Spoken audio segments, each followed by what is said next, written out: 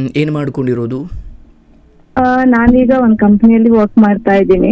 ಹಾಗೆ ಬೆಂಗಳೂರಲ್ಲಿ ಇರೋದಕ್ಕೂ ಒಂದು ರೀಸನ್ ಇದೆ, ನಾನು ಹೇಳ್ತಾ ಹೋಗ್ತೀನಿ, ನಿಮ್ಗೆ ಗೊತ್ತಾಗುತ್ತೆ. ಫೈನ್, ತೊಂದರೆ ಇಲ್ಲ. ಮನ್ಸು ಬಿಚ್ಚಿ ಮಾತಾಡಬೇಕು ಅಂತ ಯಾಕೆ ಅನ್ನಿಸ್ತವ? ಈಗ ತುಂಬಾ ಜನರಿಗೆ ಅದೆಷ್ಟೋ ಪ್ರಾಬ್ಲಮ್ ಇದೆ, ಅದ್ರ ನಡುವೆ ನಂದೇನು ಅಲ್ಲ ಅನ್ಸ್ತು ಇದು ಪ್ರಾಬ್ಲಮ್. ಬಟ್ ನಿಮ್ಮ ಹತ್ರ ಹೇಳ್ಕೊಂಡ್ರೆ ಸ್ವಲ್ಪ ನಂಗೆ ಏನು ರಿಲ್ಯಾಕ್ಸ್ ಆಗ್ಬೋದು ಅಂತ ನಾನು ಹೇಳ್ಬೇಕು ಅನ್ಸ್ತು. ಓಕೆ, ನನ್ ತಂದೆ ತಾಯಿಗೆ ನಾವು 3 ಜನ ಮಕ್ಕಳು. 3 ಜನರಲ್ಲಿ ಚಿಕ್ಕವಳು ನಾನೇ. ಇನ್ನೊಬ್ಳು ಅಕ್ಕ ಮದ್ವೆ ಆಗಿ ಬೆಂಗಳೂರಲ್ಲಿ ಸೆಟ್ಲ್ ಆಗಿದ್ದಾಳೆ. ಹಾಗೆ ಇನ್ನೊಬ್ಬ ಅಣ್ಣ, ಅವನು ಇಂಜಿನಿಯರ್ ಆಗಿ IT ಕಂಪ್ನಿಯಲ್ಲಿ ವರ್ಕ್ ಮಾಡ್ತಾನೆ. ಅವನಿಗೆ ಮದ್ವೆ ಆಗಿದೆ, ಅವನ ವೈಫ್ ಕೂಡ IT ಕಂಪ್ನಿಯಲ್ಲಿ ವರ್ಕ್ ಮಾಡ್ತಾಳೆ. ನಾನು ಹೇಗಂತ ಹೇಳಿದ್ರೆ ಸ್ಪೋರ್ಟ್ಸ್ ಅಲ್ಲಿ ತುಂಬಾ ಚೆನ್ನಾಗಿದ್ದೆ. ಹಾಗಾಗಿ ನಂಗೊಂದು ಏನಾದ್ರೂ ಅಚೀವ್ ಮಾಡ್ಬೇಕು ಲೈಫ್ ಅಲ್ಲಿ ಅಂತ ತುಂಬಾ ಇತ್ತು ಮೊದ್ಲಿಂದ. ಹಾಗಾಗಿ ನನ್ ತಂದೆ ತಾಯಿ ಏನ್ ಮಾಡಿದ್ರು, ಯಾವ್ದಕ್ಕೂ ರಿಸ್ಟ್ರಿಕ್ಟ್ ಮಾಡ್ಲಿಲ್ಲ. ಚಿಕ್ಕವಳು ಅಂತ ತುಂಬಾ ಮುದ್ದಾಗೆ ಸಾಕಿದ್ರು ನನ್ನ. ಯಾವ್ದಕ್ಕೂ ಅಲ್ಲಿ ಹೋಗ್ಬೇಡ ಇಲ್ಲಿ ಹೋಗ್ಬೇಡ, ಏನು ರಿಸ್ಟ್ರಿಕ್ಟ್ ಇರ್ಲಿಲ್ಲ ಲೈಫ್ ಅಲ್ಲಿ. ಹಾಗೆ ನಾನು 10th ಮುಗ್ದ ಮೇಲೆ ನನ್ಗೆ ಹಾಸ್ಟೆಲ್ ಲೈಫ್ ಬೇಕು ಅಂತ ಅನಿಸ್ತು. ನನ್ನ ಅಕ್ಕಪಕ್ಕದಲ್ಲಿ ನನ್ನ ಫ್ರೆಂಡ್ಸ್ ಎಲ್ಲ ಇದ್ರು, ಅವ್ರ ಜೊತೆ ನಾನು ಹಾಸ್ಟೆಲ್ ಅಲ್ಲಿ PUC ಕಂಪ್ಲೀಟ್ ಮಾಡಿದೆ. ನೆಕ್ಸ್ಟ್ ಅಲ್ಲಿ ನಾನು ಸ್ಪೋರ್ಟ್ಸ್ ಎಲ್ಲ ಚೆನ್ನಾಗಿ ಮಾಡೋ ರೀಸನ್ ಇಂದ ಅಲ್ಲಿನ ಸರ್ ಅದನ್ನ ಅಬ್ಸರ್ವ್ ಮಾಡಿ ನನ್ನ ಒಂದು ಒಳ್ಳೆ ಕಡೆ ಒಂದು ಪ್ರತಿಷ್ಠಿತ ಕಾಲೇಜ್ ನಲ್ಲಿ ನನ್ಗೆ ಒಂದು ಸೀಟ್ ಮಾಡಿಕೊಟ್ಟು ಸ್ಪೋರ್ಟ್ಸ್ ಕೋಟಾದಲ್ಲಿ ನನ್ಗೆ ಒಂದು ಒಳ್ಳೆ ಪ್ಲೇಸ್ ಸಿಕ್ತು. ಅದ್ರಲ್ಲಿ ತುಂಬಾ ಅಚೀವ್ ಕೂಡ ಮಾಡಿದೆ. ನ್ಯಾಷನಲ್ ಖೋ ಪ್ಲೇಯರ್ ಆಗಿ ಅಚೀವ್ ಮಾಡಿದೆ. ಹೌದು. ಹಾಗೆ ಫುಟ್ಬಾಲ್ ಇದ್ರಲ್ಲೆಲ್ಲ ನಾನು ತುಂಬಾ ಚೆನ್ನಾಗೇ ಇದ್ದೆ. ಅಲ್ಲಿ ನಾನು ಡಿಗ್ರಿ ಕಂಪ್ಲೀಟ್ ಮಾಡಿದೆ. ನನ್ BSW ಕಂಪ್ಲೀಟ್ ಆಯ್ತು. ಅದಾದ್ಮೇಲೆ ನನ್ಗೆ ಡಿಗ್ರಿ ಆದ್ಮೇಲೆ MSW ಮಾಡು ಅಂತ ಮನೇಲಿ ಫೋರ್ಸ್ ಮಾಡಿದ್ರು ಕೂಡ ನಾನೇನೋ ಜಾಬ್ ಮಾಡ್ಬೇಕು, ನಾನ್ ದುಡಿಬೇಕು ಅಂತ ನನ್ಗೆ ಅವಾಗ್ಲೇ ಅನಿಸ್ತು. ನಾನು ಡಿಗ್ರಿ ಮುಗ್ದ ಕೂಡ್ಲೆ 3 days ಅಲ್ಲೇ ನಾನು ಬ್ಯಾಂಗ್ಳೂರಿಗೆ ಬಂದ್ ಶಿಫ್ಟ್ ಆಗ್ಬಿಟ್ಟೆ. ಅವಾಗ್ಲೇ ನನ್ನ ಅಕ್ಕನ ಮದ್ವೆ ಕೂಡ ಆಗಿತ್ತು. ಅಕ್ಕ ಬ್ಯಾಂಗ್ಳೂರಲ್ಲೇ ಇದ್ರು, ಅದೊಂದು ಧೈರ್ಯ ಇತ್ತು, ಅಕ್ಕನ ಮನೆಯಲ್ಲಿ ಇರ್ಬೋದು, ಅಕ್ಕ ಇದ್ದಾಳೆ. ಹಾಗೆ ಅವಾಗ ನನ್ನ ಅಣ್ಣ ಇಂಜಿನಿಯರಿಂಗ್ ಮಾಡ್ತಾ ಇದ್ದ. ನನ್ನ ಅಪ್ಪ ಅಮ್ಮ ಅದಕ್ಕೂ ಕೂಡ ಏನು ಹೇಳಲಿಲ್ಲ. ಆಯ್ತು ಅಕ್ಕ ಇದ್ದಾಳೆ, ನೀನು ಅಲ್ಲಿ ಆರಾಮ್ಸೆ ಇರ್ಬಹುದು ಅಂತ ಹೇಳ್ಬಿಟ್ಟು ನನ್ನ ಬ್ಯಾಂಗ್ಳೂರಿಗೆ ಕಳಿಸ್ಕೊಟ್ರು. ನಾನು ಒಂದು ಸ್ಕೂಲಲ್ಲಿ ಟೀಚರ್ ಆಗಿ ಜಾಯ್ನ್ ಆದೆ. ಅಲ್ಲ, ಸ್ಪೋರ್ಟ್ಸ್ ಅಲ್ಲ, ಯೋಗ ಮತ್ತೆ ನಂಗೆ ಸೋಷಿಯಲ್ ಸ್ಟಡಿ ಬಗ್ಗೆ ತುಂಬಾ ಇದಿತ್ತು ಅವಾಗ್ಲೇ. ಅದನ್ನ ಅಬ್ಸರ್ವ್ ಮಾಡ್ಬಿಟ್ಟು ಫಸ್ಟ್ ಜಾಯ್ನ್ ಆಗಿದ್ದೆ ನಾನು PET ಮತ್ತೆ ಯೋಗಕ್ಕೆ ಜಾಯ್ನ್ ಆಗಿದ್ದು, ನೀವು ಹೇಳಿದ ಹಾಗೆ ಅದಕ್ಕೆ ಜಾಯ್ನ್ ಆಗಿದ್ದು. ಅಲ್ಲಿನ ಸರ್ಸ್ ಎಲ್ಲ ಅಬ್ಸರ್ವ್ ಮಾಡ್ಬಿಟ್ಟು ಇವ್ರಿಗೆ ಒಂದು ಸಬ್ಜೆಕ್ಟ್ ಕೊಡ್ಬೋದು ಅಂದ್ರೆ ನಾನು ಮಾತಾಡೋದೆಲ್ಲ ನೋಡ್ಬಿಟ್ಟು ಅವರು ಒಂದು ಸಬ್ಜೆಕ್ಟ್ ಬಗ್ಗೆ ನನ್ಗೆ ಇದ್ ಮಾಡಿದ್ರು. ನಾನು ಒಂದು ಸ್ಕೂಲಲ್ಲಿ ಒಂದು ಸಬ್ಜೆಕ್ಟ್ ಒಂದು ಟೀಚರ್ ಆಗಿ ವರ್ಕ್ ಮಾಡ್ತಾ ಇರ್ತೀನಿ. ಅಂದ್ರೆ ಈ ಸೋಷಿಯಲ್ ಇಂಟ್ರೆಸ್ಟ್ ಅಂತ ಅಂದ್ರಲ್ಲ, ಅದು ಅಂದ್ರೆ ನಿಮ್ಮ ಅಧ್ಯಯನದ ಸ್ವಲ್ಪ ಬಲ ಇತ್ತಾ ಅಥವಾ ಜಸ್ಟ್ ಆಸಕ್ತಿ ಮಾತ್ರ? ಹೌದು, ನಾನು ಮಾಡಿದ್ದು ಕೂಡ BSW bachelor of social work ಅಂತ. ನನ್ನದು ಒಂದು ಸಬ್ಜೆಕ್ಟ್ ಇರೋದ್ರಿಂದ ನನ್ಗೆ ಅದ್ರಲ್ಲಿ ತುಂಬಾ ಇಂಟ್ರೆಸ್ಟ್ ಇತ್ತು. ಮತ್ತೆ ಅದ್ರದ್ದು ಸ್ವಲ್ಪ ನಾಲೆಜ್ ಇರೋದ್ರಿಂದ ಅಲ್ಲಿನ ಸರ್ಸ್ ಎಲ್ಲ ನನ್ಗೆ ಫೋರ್ಸ್ ಮಾಡಿದ್ರು. ಅದ್ರಲ್ಲೇ ಕಂಟಿನ್ಯೂ ಮಾಡಿದೆ. ನಾನು 1 year ಅಲ್ಲಿ ವರ್ಕ್ ಮಾಡಿದೆ ಕೂಡ. 1 year ಕಂಪ್ಲೀಟ್ ಮಾಡಿದೆ. ಯಾವುದೇ ಸ್ಕೂಲಲ್ಲಿ ಟೀಚರ್ ಆಗಿ ಜಾಯ್ನ್ ಆದ್ಮೇಲೆ ಅಲ್ಲಿ 1 year ಕಂಪ್ಲೀಟ್ ಆಗದೆ ಯಾರು ಕೂಡ ಬಿಡಲ್ಲ, ಹಾಗೆ ಇರುತ್ತೆ ಅಗ್ರಿಮೆಂಟ್ ಕೂಡ. ಅದಾದ್ಮೇಲೆ ನನ್ನ ಮನೆಯವ್ರು ಹೇಳಿದ್ರು, ಮದ್ವೆ ಮಾಡೋ ಯೋಚನೆ ಮಾಡಿದ್ರು ಮನೆಯಲ್ಲಿ. ಹಾಗೆ ನಾನು ನನ್ನ ಅಕ್ಕನ ಹತ್ರ ಹೇಳಿದೆ, ನಾನು ರಜೆ ಇದೆ, ನಾನು ಊರಿಗೆ ಹೋಗ್ತೀನಿ ಅಂತ. ಎಷ್ಟು ವರ್ಷ ನಿಮ್ಗೆ? ಅವಾಗ ನಂದು ಡಿಗ್ರಿ ಕಂಪ್ಲೀಟ್ ಆಗಿದೆ ಅಷ್ಟೇ. ನಂದು 21 years ಆಗಿತ್ತು, ನಂಗೆ 22 ಆಗಿತ್ತು. ನಾನು ಡಿಗ್ರಿ ಕಂಪ್ಲೀಟ್ ಆಗಿ ನಾನು ಜಾಯ್ನ್ ಆಗಿದ್ದು. ಅಲ್ಲಿ 1 year ನಾನು ವರ್ಕ್ ಮಾಡಿದ್ನಲ್ಲ. ಹಾಗೆ ನನ್ನ ಅಕ್ಕ ಹೇಳಿದ್ರು, ಆಯ್ತು ನಿನ್ಗೆ ಜಾಬ್ ಮಾಡೋದು ಇಂಟ್ರೆಸ್ಟ್ ಇಲ್ಲ ಅಂದ್ರೆ ಊರಿಗೆ ಹೋಗು ಅಂತ ಹೇಳಿದ್ಲು. ನನ್ನ ಅಕ್ಕನ ಜೊತೆ ಎಲ್ಲ ಇಂಟ್ರೆಸ್ಟ್ ಇತ್ತು. ಬಟ್ ನನ್ನ ಅಮ್ಮ ಹೇಳೋದೇನಂದ್ರೆ, ಎಲ್ರೂ ಹೊರಗಡೆನೆ ಇದ್ದೀರಾ, ನೀನ್ ಇಷ್ಟು ದಿನ ಹಾಸ್ಟೆಲ್ ಅಲ್ಲ ಇದ್ದೀಯಾ, ಇವಾಗ ಜಾಬು ಅದು ಇದು ಅಂತ ನಮ್ ಜೊತೆ ನೀನ್ ಇದ್ದೇ ಇಲ್ಲ. ಹಾಗೆ ನನ್ನ ಅಪ್ಪ ಅಮ್ಮನ ಜೊತೆ ನನ್ಗೆ ಇರ್ಬೇಕನ್ಸ್ತು. ನಾನು ಊರಿಗೆ ಹೋದೆ. ಅದೊಂದು ರೀಸನ್ ಆಗಿತ್ತು. ಬಟ್ ನನ್ನ ಅಪ್ಪನು ಕೂಡ ಹಾಗೆ ಹೇಳಿದ್ರು, ಇಲ್ಲೇ ಏನಾದ್ರು ಮಾಡ್ಬಹುದಲ್ಲ ನೀನು, ಬ್ಯಾಂಗ್ಳೂರೇ ಆಗ್ಬೇಕಾ, ಹಾಗೆ ಎಲ್ಲ ಬಂತು. ಅದೇ ನಾನು ಅವ್ರಿಗೆ ಯಾಕೆ ಬೇಜಾರ್ ಮಾಡ್ಲಿ ಅಂತ ಹೇಳಿ ಊರಿಗೆ ಹೋದೆ, ಅಲ್ಲಿ ಟ್ಯೂಷನ್ ಸ್ಟಾರ್ಟ್ ಮಾಡ್ದೆ. ಯಾಕಂದ್ರೆ ಒಂದ್ಸಾರಿ ಕಲ್ತಿದ್ ನಾವು ಮರಿಬಾರ್ದು. ಒಂದು ಟೀಚಿಂಗ್ ಫೀಲ್ಡ್ ಅಂತ ಹೇಳಿದ್ರೆ ಅದೊಂದು ಡಿಫ್ರೆಂಟ್ ಆಗಿರುತ್ತೆ. ಕಲ್ತಿದ್ ವಿದ್ಯೆನ ಇನ್ನೊಬ್ರಿಗೆ ದಾರೆ ಹಾಗೆ ಅದು. ಹಾಗಾಗಿ ನನ್ಗೆ ಅದ್ರ ಬಗ್ಗೆ ಬಿಡ್ಲಿಕ್ಕೆ ಮನ್ಸಿರ್ಲಿಲ್ಲ. ಬಟ್ ನನ್ನ ತಂದೆಯವ್ರು ಮೊದ್ಲೇ ಹೇಳಿದ್ರು ಟ್ಯೂಷನ್ ಮಾಡು, ಬಟ್ ಯಾರ ಹತ್ರನೂ ಕೂಡ ನೀನು ಹಣ ತಗೊಳ್ಳೋ ಹಾಗಿಲ್ಲ. ಯಾಕಂದ್ರೆ ಅಕ್ಕಪಕ್ಕದವರು ಸ್ವಲ್ಪ ಪಾಪದವರು ಹಾಗೆಲ್ಲ ಇರ್ತಾರಲ್ಲ, ಬೇಡ ನಾವು ಅವ್ರ ಹತ್ರ ಹಣ ತಗೊಳ್ಳೋದು. ನೀನ್ ಹೇಗೂ ಫ್ರೀ ಎಜುಕೇಶನ್ ಅಲ್ಲೇ ಎಜುಕೇಶನ್ ಕಂಪ್ಲೀಟ್ ಮಾಡಿದ್ಯಾ, ನಿನ್ಗೆ ಇಂಟ್ರೆಸ್ಟ್ ಇದ್ರೆ ನೀ ಹಾಗೆ ಮಾಡು ಅಂತ. ಆಗ ಒಂದು 10-15 ಮಕ್ಕಳು ಬರ್ತಾ ಇದ್ರು ಮನೆಗೆ. ಯೋಗ ಅಲ್ಲ, ಎಲ್ಲಾ ಸಬ್ಜೆಕ್ಟ್ ತಗೊಳ್ತಾ ಇದ್ದೆ ನಾನು. ಟ್ಯೂಷನ್ ಎಲ್ಲಾ ಸಬ್ಜೆಕ್ಟ್ ತಗೊಳ್ತಾ ಇದ್ದೆ. 10-15 ಮಕ್ಕಳು ಬರ್ತಾ ಇದ್ರು, ಎಲ್ರಿಗೂ ಹೇಳಿಕೊಡ್ತಾ ಇದ್ದೆ. ಈವ್ನಿಂಗ್ ಟೈಮ್ 2 hours ಅದನ್ನ ಮಾಡ್ತಾ ಇದ್ದೆ. ಹಾಗೆ ಆಗ್ತಾ ಹೋಯ್ತು. ನನ್ನ ತಂದೆಯವರಿಗೆ ಯೋಚನೆ ಬಂತು, ಈಗ ಅವಳಿಗೆ 23-24 ಆಗ್ತಾ ಇದೆ, ಪ್ರಪೋಸಲ್ ನೋಡೋಣ ಅಂತ. ಅದುವರೆಗೂ ಬೇರೆ ಪ್ರಪೋಸಲ್ ಎಲ್ಲ ಬಂದಿರೋದು ತಂದೆಯವ್ರು ಕೇಳ್ತಾ ಇದ್ರು, ಬೇರೆಯವ್ರು ಕೇಳ್ತಾ ಇದ್ರು ಮಗಳನ್ನ ಮದ್ವೆ ಮಾಡ್ತೀರಾ ಅಂತ. ಹಾಗಲ್ಲ, ಅದ್ರ ಬಗ್ಗೆ ಅವ್ರೇನು ಇನ್ನೊಂದು ವರ್ಷ ಹೋಗ್ಲಿ ಅಂತ ಸುಮ್ನೆ ಇದ್ರು. ಅಂದ್ರೆ ಈ ನಡುವೆ ಸಹಜವಾಗಿ ನಿಮ್ಮ ಪ್ರೀತಿ ಪ್ರೇಮ ಏನು ಇರ್ಲಿಲ್ಲ? ಏನು ಇರ್ಲಿಲ್ಲ. ಏನು ಅಂದ್ರೆ ಹೀಗೆ ಪ್ರಪೋಸ್ ಮಾಡೋದು ಅದು ಕಾಲೇಜ್ ಸ್ಕೂಲಲ್ಲಿ ಎಲ್ಲದೂ ಇತ್ತು. ಬಟ್ ನಾನ್ ಅದ್ರಿಂದ ಸ್ವಲ್ಪ ಹೊರಗಡೆನೆ ಇದ್ದೆ. ನಾನು ಆ ವಿಷಯದಲ್ಲೇ ಇಲ್ಲ ಅಂತ ಹೇಳ್ಬೋದು. ನನ್ಗೆ ಅದ್ರ ಬಗ್ಗೆನೇ ಇಂಟ್ರೆಸ್ಟ್ ಇಲ್ಲ. ಮತ್ತೆ ನನ್ನ ಫ್ರೆಂಡ್ಸ್ ಯಾರಾದ್ರೂ ಅದೇ ದಾರಿಯಲ್ಲಿ ಇದ್ರೆ ನಾನು ಸ್ವಲ್ಪ ಹೇಳ್ತಾ ಇದ್ದೆ, ಯೋಚನೆ ಮಾಡು, ನಾಳೆಗೆ ರಿಸ್ಕ್ ಆಗ್ಬಹುದು. ಈಗ ನೀನ್ ಸ್ಟಡಿ ಮಾಡ್ತಾ ಇದ್ದೀಯ ಅಷ್ಟೇ, ನೀನ್ ಯಾವ್ದೇ ಜಾಬ್ ಮಾಡ್ತಾ ಇಲ್ಲ. ನೀನ್ ಜಾಬ್ ಮಾಡದೇ ಇದ್ರೆ ನಿಮ್ಗೆ ಒಂದು ಹೇಳಲಿಕ್ಕೆ ಅಥವಾ ಕೇಳಲಿಕ್ಕೆ ನಿಮ್ಗೆ ಅಬಿಲಿಟಿ ಇರ್ತದೆ. ಬಟ್ ಈಗ ನಿಮ್ಗೆ ಯಾವ್ದೇ ಸ್ಟ್ರೆಂತ್ ಇರಲ್ಲ ಕೇಳಲಿಕ್ಕೆ. ಯೋಚನೆ ಮಾಡಂತ ನಾನೇ ಹೇಳ್ತಾ ಇದ್ದೆ. ಆ ವಿಷಯದಲ್ಲೇ ನಾನು ಇರ್ಲಿಲ್ಲ. ನನ್ನ ತಂದೆ ತಾಯಿ ಮೇನ್ಲಿ ನಂಗೆ ಹೊರಗಡೆ ಆರಾಮ್ಸೆ ಬಿಟ್ಟಿದ್ ಯಾಕಂತ ಹೇಳಿದ್ರೆ ಇದೊಂದ್ ರೀಸನ್ ಕೂಡ ಇರ್ಬಹುದು. ಯಾಕಂದ್ರೆ ಬೋಲ್ಡ್ ಆಗಿ ಮಾತಾಡ್ತಾಳೆ, ಯಾರ ವಿಷಯಕ್ಕೂ ಹೋಗಲ್ಲ. ಇದೊಂದ್ ವಿಷಯಕ್ಕೆ ತುಂಬಾ ಧೈರ್ಯ ಇತ್ತು ನನ್ನ ಮನೆಯವರಿಗೆ, ಎಲ್ಲರಿಗೂ ಕೂಡ. 1-2 ಪ್ರಪೋಸಲ್ ಕೂಡ ಹಾಗಾಗೆ ಬಂತು, ಮಾಡ್ಕೊಡ್ತೀರಾ ಅಂತ. ಅವಾಗ ನನ್ನ ತಂದೆಯವರು ಬೇಡ ನೋಡೋಣ, ಇದ್ರಕ್ಕಿಂತ ಚೆನ್ನಾಗಿರೋದ್ ಬರ್ತದೇನೋ, ಜಾಬ್ ಇದ್ದವ್ರೆ, ಬಿಸ್ನೆಸ್ ಅಂದ್ರೆ ಸ್ವಲ್ಪ ನಮ್ಮ ಮನೆಯಲ್ಲಿ ಬೇಡ ಹಾಗಿತ್ತು. ಸ್ವಲ್ಪ ಜಾಬ್ ಇದ್ದವ್ರನ್ನೇ ನೋಡೋಣ ಆ ತರ ಮೆಂಟಾಲಿಟಿ ಇತ್ತು. ಚಿಕ್ಕವಳು, ಮುದ್ದಾಗಿ ಸಾಕಿದ್ವಿ. ಗೌರ್ಮೆಂಟ್ ಅಂತಾನೆ ಅಲ್ಲ, ಏನಾದ್ರು ಕಂಪನಿಯಲ್ಲಿ ವರ್ಕ್ ಮಾಡೋರು ಹಾಗೆ ನೋಡೋಣ ಅಂತ ಅವ್ರ ಮೆಂಟಾಲಿಟಿ. ಅವ್ರು ಹಾಗೆ ಮಾತಾಡ್ಕೊಳ್ಳೋದು ನಾನ್ ಕೇಳಿದ್ದೆ. ನಾನ್ ಅದ್ರ ಬಗ್ಗೆ ಏನು ಎಕ್ಸ್ಪೆಕ್ಟ್ ಇರ್ಲಿಲ್ಲ ಅಂತ ಹೇಳಿದ್ರೆ ಯಾರು ನಂಬೋದು ಇಲ್ವೇನೋ ಗೊತ್ತಿಲ್ಲ ನಂಗೆ. ಹೀಗಿರ್ಬೇಕಾ ಹಾಗಿರ್ಬೇಕಾ, ಹೇಗಿನವ್ರು ಬೇಕು ಎಲ್ಲ ವಿಚಾರಿಸಿದ್ರೆ ಕೂಡ ನೀವ್ ಹೇಗ್ ನೋಡ್ತೀರಾ ಹಾಗೆ ಅಂತ ನಾನು ಹೇಳ್ಕೊಂಡ್ ಬಂದೆ. ಅದಾದ್ಮೇಲೆ ನನ್ನ ಅಣ್ಣ ಇಂಜಿನಿಯರಿಂಗ್ ಮಾಡ್ತಿರೋ ಕಾರಣಕ್ಕೆ ಅವನು ಅಷ್ಟು ಕಾನ್ಸಂಟ್ರೇಟ್ ಮಾಡ್ತಾ ಇರ್ಲಿಲ್ಲ. ನನ್ನ ಮದ್ವೆ ಅಥವಾ ತಂಗಿಗೆ ಹುಡುಗ ನೋಡ್ಬೇಕು ಅದ್ರ ಬಗ್ಗೆ ಯೋಚನೆ ಇರ್ಲಿಲ್ಲ. ಅವನು ಅವನದು ಸ್ವಲ್ಪ ಡಿಫ್ರೆಂಟ್ ನೇಚರ್ ಇರೋದ್ರಿಂದ ಅವನ್ ಬೆಸ್ಟ್ ಥಿಂಕ್ ಮಾಡ್ತಾ ಇದ್ದ. ಹಾಗೆ ನನ್ನ ದೊಡ್ಡಮ್ಮನ ಮಗ ಒಬ್ಬ ಇದ್ದಾನೆ, ಅವನಿಗೆ ತುಂಬಾ ಕೇರಿಂಗ್ ನಂದೆ. ನಾನು ಯಾವ ಕಾಲೇಜಿಗೆ ಹೋಗ್ಬೇಕು, ಏನ್ ಓದ್ಬೇಕು, ಏನ್ ಮಾಡ್ಬೇಕು, ಏನ್ ಮಾಡ್ತೀಯಾ, ವಾಟ್ ನೆಕ್ಸ್ಟ್ ಅಂತ ಅವ್ನ್ ಕೇಳೋದು ಒಬ್ನೇ ಇತ್ತು ನನ್ಗೆ. ಹಾಗಾಗಿ ಮದ್ವೆ ವಿಚಾರ ಬಂದಾಗ ಕೂಡ ಅವ್ನ್ ಹೇಳಿದ್ದು ಒಂದೇ, ನಾನ್ ನೋಡ್ತೀನಿ ಅವಳಿಗೆ, ಯಾರು ಟೆನ್ಷನ್ ಮಾಡ್ಕೊಳ್ಳೋದು ಬೇಡ, ಹುಡ್ಗನ್ ನಾನೇ ನೋಡ್ತೀನಿ, ನಾನೇ ನೋಡಿ ಅವಳಿಗೆ ಪ್ರಪೋಸಲ್ ಫಿಕ್ಸ್ ಮಾಡ್ತೀನಿ, ಅಷ್ಟ್ರ ತನಕ ಯಾರು ಮಾತಾಡೋದ್ ಬೇಡ ಅಂತ ಹೇಳ್ದ. ಸಡನ್ ಆಗಿ ಒನ್ ಡೇ ನನ್ಗೆ ಕಾಲ್ ಮಾಡ್ಬಿಟ್ಟು, ನಾಳೆಗೆ ಈ ರೀತಿಯಲ್ಲಿ ಒಂದು ಪ್ರಪೋಸಲ್ ಇದೆ, ನೀನು ದೇವಸ್ಥಾನಕ್ಕೆ ರೆಡಿಯಾಗಿ ಬರ್ಬೇಕು ಅಪ್ಪ ಅಮ್ಮನ ಜೊತೆ ಅಂತ ಹೇಳ್ದ.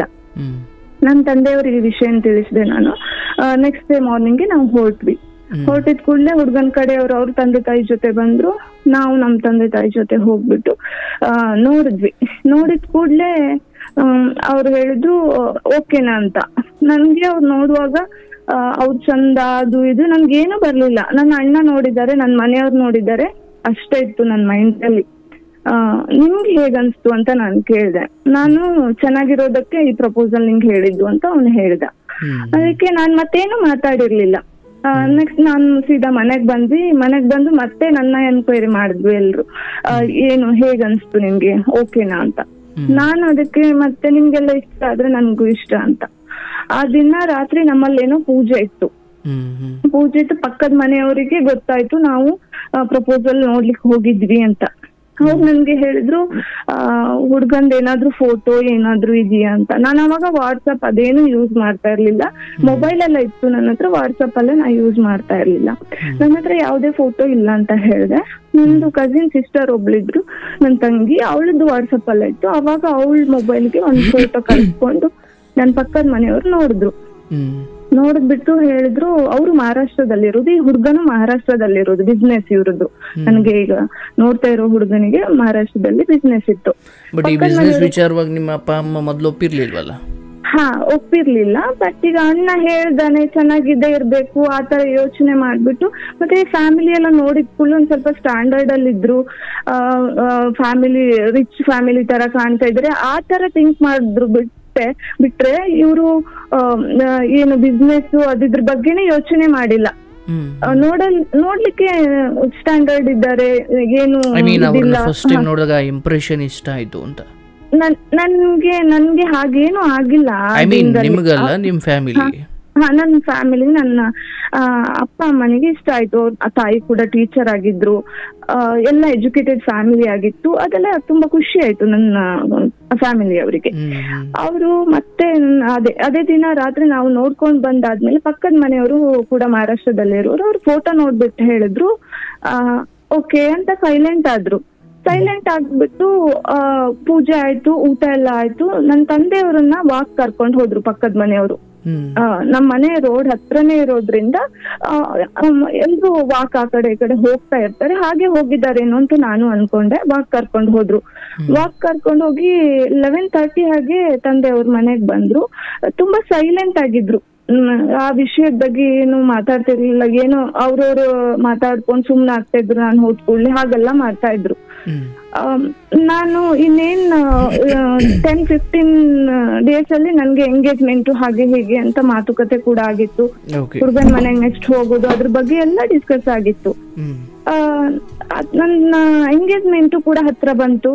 ಎಂಗೇಜ್ಮೆಂಟ್ ಮುಂಚಿನ ದಿನ ಹಿಂದಿನ ದಿನ ನನ್ನ ಅಣ್ಣ ಏನ್ ಫಿಕ್ಸ್ ಮಾಡಿದ್ದಾನೆ, ನನ್ ದೊಡ್ಡಮ್ಮನ ಮಗ, ಅವನು ಮತ್ತೆ ಇನ್ನೊಂದ್ ಅಣ್ಣ ಎಲ್ಲ ಮನೆಗ್ ಬಂದ್ರು. ಆವಾಗ ನನ್ನಮ್ಮ ಸ್ವಲ್ಪ ಅರ್ಥಾಗ್ ಮಾಡ್ತಾ ಇದ್ರು. ನನ್ಗೆ ಅರ್ಥ ಆಗ್ತಿಲ್ಲ ಏನ್ ಆಗ್ತಿದೆ ಅಂತ. ಏನೋ ಮಾತಾಡಿದ್ರು ಅವ್ರ ಜೊತೆ. ನಾನು ಅದ್ರ ಬಗ್ಗೆ ಏನೋ ಇವ್ರ ಖುಷಿಗೆ ಏನ್ ಅಳ್ತಾ ಇದ್ದಾರ ಏನಂತಾನೋ ಅದ್ರ ಬಗ್ಗೆ ನಾನೇ ನಂದು ರೆಡಿ ಆಗೋದು ಆ ಖುಷಿಯಲ್ಲೇ ಇದ್ದೀನಿ ನಾನು. ಆವಾಗ ನನ್ನ ಅಣ್ಣ ಬಂದವರೆಲ್ಲ ಹೋದ್ರು. ಆಮೇಲೆ ಅದೇ ದಿನ ಮಾರ್ನಿಂಗ್ ನಾವೆಲ್ಲ ರೆಡಿ ಆಗ್ತಿದೀವಿ. ನನ್ನಮ್ಮ ತುಂಬಾ ಜೋರಾಗಿ ಅಳ್ತಾ ಇದ್ರು. ಯಾಕೆ ಅಳ್ತಾ ಇದ್ರು, ಏನ್ ಆಗ್ತಿದೆ, ನನ್ಗೇನು ಕೇಳೋ ಮೂಡೇ ಇರ್ಲಿಲ್ಲ ಆ ಟೈಮಲ್ಲಿ. ಅದಾದ್ಮೇಲೆ ಎಂಗೇಜ್ಮೆಂಟ್ ಹೋದ್ವಿ, ಚೆನ್ನಾಗೇ ಆಯ್ತು. ಎಂಗೇಜ್ಮೆಂಟ್ ಖರ್ಚು ಅದು ಇದು ಎಲ್ಲ ನಾವೇ ನೋಡ್ಕೊಳ್ವಿ, ಎಲ್ಲ ಚೆನ್ನಾಗಿ ನಡ್ಸ್ಕೊಟ್ರು. ಅಮ್ಮ ಅವತ್ತೇನು ಕೇಳ್ತಿದ್ರು ನಿಮ್ಗೆ ಅರ್ಥ ಆಗ್ಲಿಲ್ಲ? ನನ್ಗೆ ಅರ್ಥ ಆಗಿಲ್ಲ ಯಾಕೆ. ಎಂಗೇಜ್ಮೆಂಟ್ ಆಯ್ತು, ಎಂಗೇಜ್ಮೆಂಟ್ ಕೂಡ ಆಯ್ತು. ಎಂಗೇಜ್ಮೆಂಟ್ ಆಯ್ತು. ಅದಾದ್ಮೇಲೆ ಎಲ್ರು ಖುಷಿಯಾಗಿ ಇದ್ರು, ಸುಮ್ನೆ ಆದ್ರು. ಆ ವಿಷಯನೇ ಮರ್ತು ಹೋಯ್ತು ನನ್ಗೆ. ನಮ್ ಕಡೆಯಲ್ಲಿ ಹೇಗಂದ್ರೆ ಎಂಗೇಜ್ಮೆಂಟ್ ಎಲ್ಲ ಆದ ಕೂಡಲೇ ಒಂದ್ಸತಿ ನೆಕ್ಸ್ಟ್ ಡೇನೆ ದೇವಸ್ಥಾನಕ್ಕೆ ಎಲ್ಲಾದ್ರು ಟೆಂಪಲ್ ಹೋಗುದು ಹಾಗೆಲ್ಲ ರೂಢಿ. ಹಾಗೆ ಅವ್ರು ಹೇಳಿದ್ರು ನಾವು ಎಲ್ಲಿಗೆ ಹೋಗುದು ಅಂತ. ನಾವು ಒಂದ್ ಕಡೆ ಟೆಂಪಲ್ ಹೋಗೋಣ ಅಂತ ನಾವು ಹೋದ್ವಿ. ನಾನು ಮತ್ತೆ ನನ್ಗೆ ಫಿಕ್ಸ್ ಆಗಿದ್ದು ಹುಡುಗ, ನಾವಿಬ್ರು ಅವ್ರ ಕಾರ್ ತಂದಿದ್ರು. ಅನ್ನೋದ್ರಲ್ಲಿ ಖುಷಿಯಿಂದಾನೇ ಹೋದೆ. ನನ್ಗೆ ಏನು ಮನ್ಸಲ್ಲಿ ಏನು ಇಟ್ಕೊಂಡಿಲ್ಲ. ನನ್ ಯಾಕೆ ಹತ್ತಿದ್ರು ಅದ್ರ ಬಗ್ಗೆನೆ ಮರ್ತು ಹೋದೆ. ನನ್ಗೊಂಥರ ಮೆಮೊರೇಬಲ್ ಡೇ ಅಂತ ಹೇಳ್ತಾರಲ್ಲ ಎಲ್ರು, ಆ ಕ್ಷಣ ನನ್ಗೆ ಆ ದಿನ ಆಗಿತ್ತು. ನಾನು ಅವ್ರ ಜೊತೆನೆ ಹೋಗಿ ಪೂಜೆ ಎಲ್ಲ ಮುಗಿಸಿ ಆದ್ಮೇಲೆ ಅವರು ಇದಕ್ಕೆ ಟಿಫನ್ ಮಾಡೋಣ ಅಂತ ಹೇಳಿದ್ರು. ಒಂದ್ ಹೋಟೆಲ್ ಅಲ್ಲಿ ಹೋಗಿ ಕೂತ್ಕೊಂಡ್ವಿ. ಅವ್ರು ನಿನ್ ಜೊತೆ ಸ್ವಲ್ಪ ಮಾತಾಡ್ಬೇಕು ಅಂತ ಹೇಳಿದ್ರು. ಆಯ್ತು ಮಾತಾಡಿ. ನಿಮ್ಗೆ ಏನಾದ್ರು ಬೇಜಾರಿದ್ಯಾ, ನನ್ ಮೇಲೆ ಏನಾದ್ರು ಬೇಜಾರಿದ್ಯಾ ಅಂತ ಕೇಳಿದ್ರು. ಇಲ್ಲ ಅಲ್ಲ ನನ್ಗೇನು ಬೇಜಾರಿಲ್ಲ ಅಂತ ಹೇಳ್ದೆ. ಆಮೇಲೆ ಯಾಕೆ ಈ ಕ್ವೆಶನ್ ಕೇಳ್ತಾ ಇದ್ದೀರಾ ಅಂತ ಕೇಳಿದೆ. ಇಲ್ಲ, ನಿಮ್ ಪಕ್ಕದ ಮನೆಯವರು ನನ್ ಬಗ್ಗೆ ಸ್ವಲ್ಪ ಅಪೋಸ್ ಆಗಿ ಮಾತಾಡಿದ್ರು, ಆ ನಡುವೆಲ್ಲೂ ನೀನು ಒಪ್ಕೊಂಡೆ ಅಲ್ಲ, ಥ್ಯಾಂಕ್ ಯು ಅಂತ ಹೇಳಿದ್ರು. ನನ್ಗೆ ಏನು ವಿಷಯನೇ ಗೊತ್ತಿಲ್ಲ, ಇವ್ರು ಅಪೋಸ್ ಆಗಿ ಮಾತಾಡಿದ್ರು.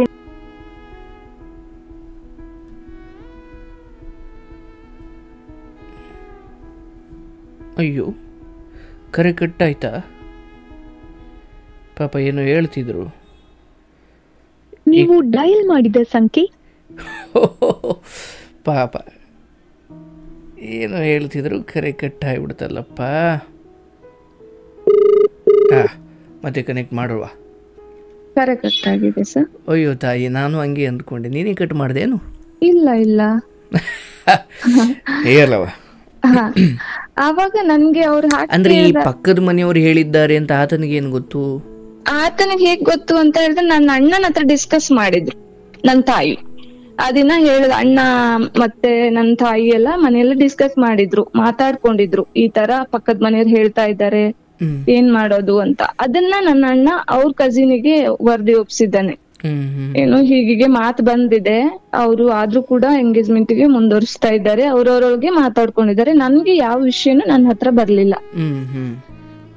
ಆಮೇಲೆ ಅವ್ರು ಹಾಗೆ ಹೇಳಿದಾಗ ನಾನ್ ಗೊತ್ತಿದೆ ಅನ್ಕೊಂಡು, ಹೌದಾ ಹೀಗೆಲ್ಲ ಆಗಿದ್ಯಾ, ನೀವೇನು ಕೆಟ್ಟವ್ರ ಅಂತ ನಾನು ಹೀಗೆ ತಮಾಷೆಯಾಗಿ ಮಾತಾಡ್ದೆ ಅವರಿಗೆ. ಅವರು ಹಾಗೇನಿಲ್ಲ, ನನ್ಗೆ ನೋಡು ಏನಾದ್ರೂ ಆಗ್ಲಿ ಜೀವನದಲ್ಲಿ ನನ್ಗೆ ನಿನ್ನ ಸಾಕುವಷ್ಟು, ನನ್ಗೆ ನಿನ್ನ ಜೀವನ, ನಿನ್ನ ಲೈಫ್ ನಂಗೆ ಹೇಗ್ ಇರ್ಬೇಕು ಅದ್ರ ಬಗ್ಗೆ ನಂಗೆ ಡ್ರೀಮ್ ಇದೆ, ನಾನು ಅದೇ ತರ ನಿನ್ ನೋಡ್ಕೊಳ್ಳುದು, ಅದ್ರ ಬಗ್ಗೆ ಯಾವ್ದೇ ಡೌಟ್ ಬೇಡ ನಿನ್ಗೆ, ನನ್ ಬಗ್ಗೆ ನಂಬಿಕೆ ಇದ್ರೆ, ನನ್ ಮೇಲೆ ನಂಬಿಕೆ ಇದ್ರೆ ನನ್ನ ಮದ್ವೆ ಆಗು, ಈಗ್ಲೂ ನಿನ್ಗೆ ಆಪ್ಷನ್ ಇದೆ ಅಂತ ಹೇಳಿದ್ರು. ಒಂದ್ ಹೆಣ್ಣಿಗೆ ಒಂದ್ ಗಂಡು ಈ ತರ ಒಂಥರ ಇದಕ್ಕೆ ಆಶ್ವಾಸನೆ ಅನ್ಬೇಕು ಅಥವಾ ಏನ್ ಹೇಳ್ಬೇಕು, ಪ್ರೀತಿ ಮಾತು ಏನ್ ಹೇಳ್ಬೇಕು ನಂಗೆ ಗೊತ್ತಾಗ್ತಿಲ್ಲ. ಹೀಗ್ ಹೇಳಿದ ಕೂಡ್ಲೆ ಯಾವ ಹೆಣ್ಣಾದ್ರೂ ಕೂಡ ನನ್ಗೇನು ಬೇಡ, ನೀನ್ ಸಿಕ್ಕಿದ್ರೆ ಸಾಕು ಅಂತ ಅನ್ಸುತ್ತೆ ಮನ್ಸಲ್ಲಿ. ಆವಾಗ ನನ್ಗೂ ಕೂಡ ಹಾಗೆ ಅನ್ಸ್ತು. ಅಲ್ಲ, ಈಗ ಆ ಸಮಯದಲ್ಲಾದ್ರೂ ವಿಷಯ ಏನು ಅಂತ ತಿಳ್ಕೊಳ್ಳೋ ಪ್ರಯತ್ನ ಮಾಡುದ್ರ? ಅವರು ಆ ಸಮಯದಲ್ಲಿ ನಾನು ಕೇಳಿದೆ, ನೀವು ಕೆಟ್ಟವ್ರು ಅಂತ ಕೇಳಿದಾಗ ನಾನ್ ಕೆಟ್ಟವನು ಅಂತ ಹೇಳಿದ್ರೆ ಜೀವನದಲ್ಲಿ ನಾನ್ ಬರ್ಲಿಕ್ಕೆ ಎಂಟ್ರಿ ಸಿಗ್ತಾ ಇರ್ಲಿಲ್ಲ. ನಿನ್ ಅಣ್ಣಂದ್ರು ಏನಿದ್ದಾರೆ ಅವ್ರು ಎನ್ಕ್ವೈರಿ ಮಾಡ್ದೆ ನಾನು ಪ್ರಪೋಸಲ್ ಬಂದಿದ್ದಲ್ಲ, ನನ್ನ ತುಂಬಾ ಎನ್ಕ್ವೈರಿ ಮಾಡಿದ್ದಾರೆ. ಸುಮ್ನೆ ಯಾರೋ ಹಠಕ್ಕೆ ಹೀಗೆ ಹೇಳ್ತಿದ್ದಾರೆ. ನಾನ್ ಜಾಸ್ತಿ ಕೇಳ್ತಾ ಹೋದಾಗೆ ಅವ್ರು ಏನ್ ಹೇಳ್ತಾ ಇದ್ರು ಅಂತ, ಹಾಗಾದ್ರೆ ನಿನ್ ಡೌಟ್ ಇದೆಯಾ, ಹಾಗೆಲ್ಲ ಸ್ಟಾರ್ಟ್ ಮಾಡಿದ್ರು. ಡೌಟ್ ಇದೆಯಾ, ಹಾಗಾದ್ರೆ ಬೇಡ ಬಿಡು, ನಿನ್ಗಿನ್ನೂ ಚಾನ್ಸ್ ಇದೆ, ಬಿಟ್ಬಿಡು, ನನ್ ಮೇಲೆ ನಂಬಿಕೆ ಇದ್ರೆ, ನಾನ್ ಚೆನ್ನಾಗಿ ನೋಡ್ಕೋತೀನಿ ಅಂತ ನಂಬಿಕೆ ಇದ್ರೆ ನೀನು ಒಪ್ಕೋಬಹುದು ಅಂತ. ನಾನು ಇಷ್ಟ ಆದ್ಮೇಲೆ ಮತ್ತೇನು ಕ್ವಶನ್ ಮಾಡ್ಲಿಲ್ಲ. ದೇವಸ್ಥಾನಕ್ ಹೋದ್ವಿ, ಅಲ್ಲಿಂದ ಸೀದಾ ಮನೆಗ್ ಹೋದ್ವಿ. ಮನೆಗ್ ಹೋಗಿ ನನ್ ತಾಯಿ ಹತ್ರನೇ ಕೇಳ್ದೆ, ಏನಾದ್ರೂ ಇಶ್ಯೂಸ್ ಆಗಿತ್ತಾ, ಏನಾದ್ರೂ ಮಾತ್ ಬಂದಿತ್ತಾ, ಯಾಕೆ ನಂಗೆ ಹೇಳ್ಲಿಲ್ಲ, ಏನಾಗಿತ್ತು? ಅದಕ್ಕೆ ನನ್ ತಾಯಿ ಅವ್ರು ಏನ್ ಹೇಳಿದ್ರು, ಇಲ್ಲ ಪಕ್ಕದ ಮನೆಯವ್ರು ಒಂದ್ ಪ್ರಪೋಸಲ್ ನಂಗೆ ಒಂದ್ ಪ್ರಪೋಸಲ್ ಪಕ್ಕದ ಮನೆಯವ್ರು ಹೇಳಿದ್ರು. ನನ್ನ ತಂದೆಗೆ ಇಷ್ಟ ಇರ್ಲಿಲ್ಲ ಪ್ರಪೋಸಲ್, ಔಟ್ ಆಫ್ ಕಂಟ್ರಿ ಅವ್ರು ಇರೋದಂತ ಹೇಳಿ ತಂದೆಯವರು ಬೇಡ ಅಂತ ಹೇಳಿದ್ರು.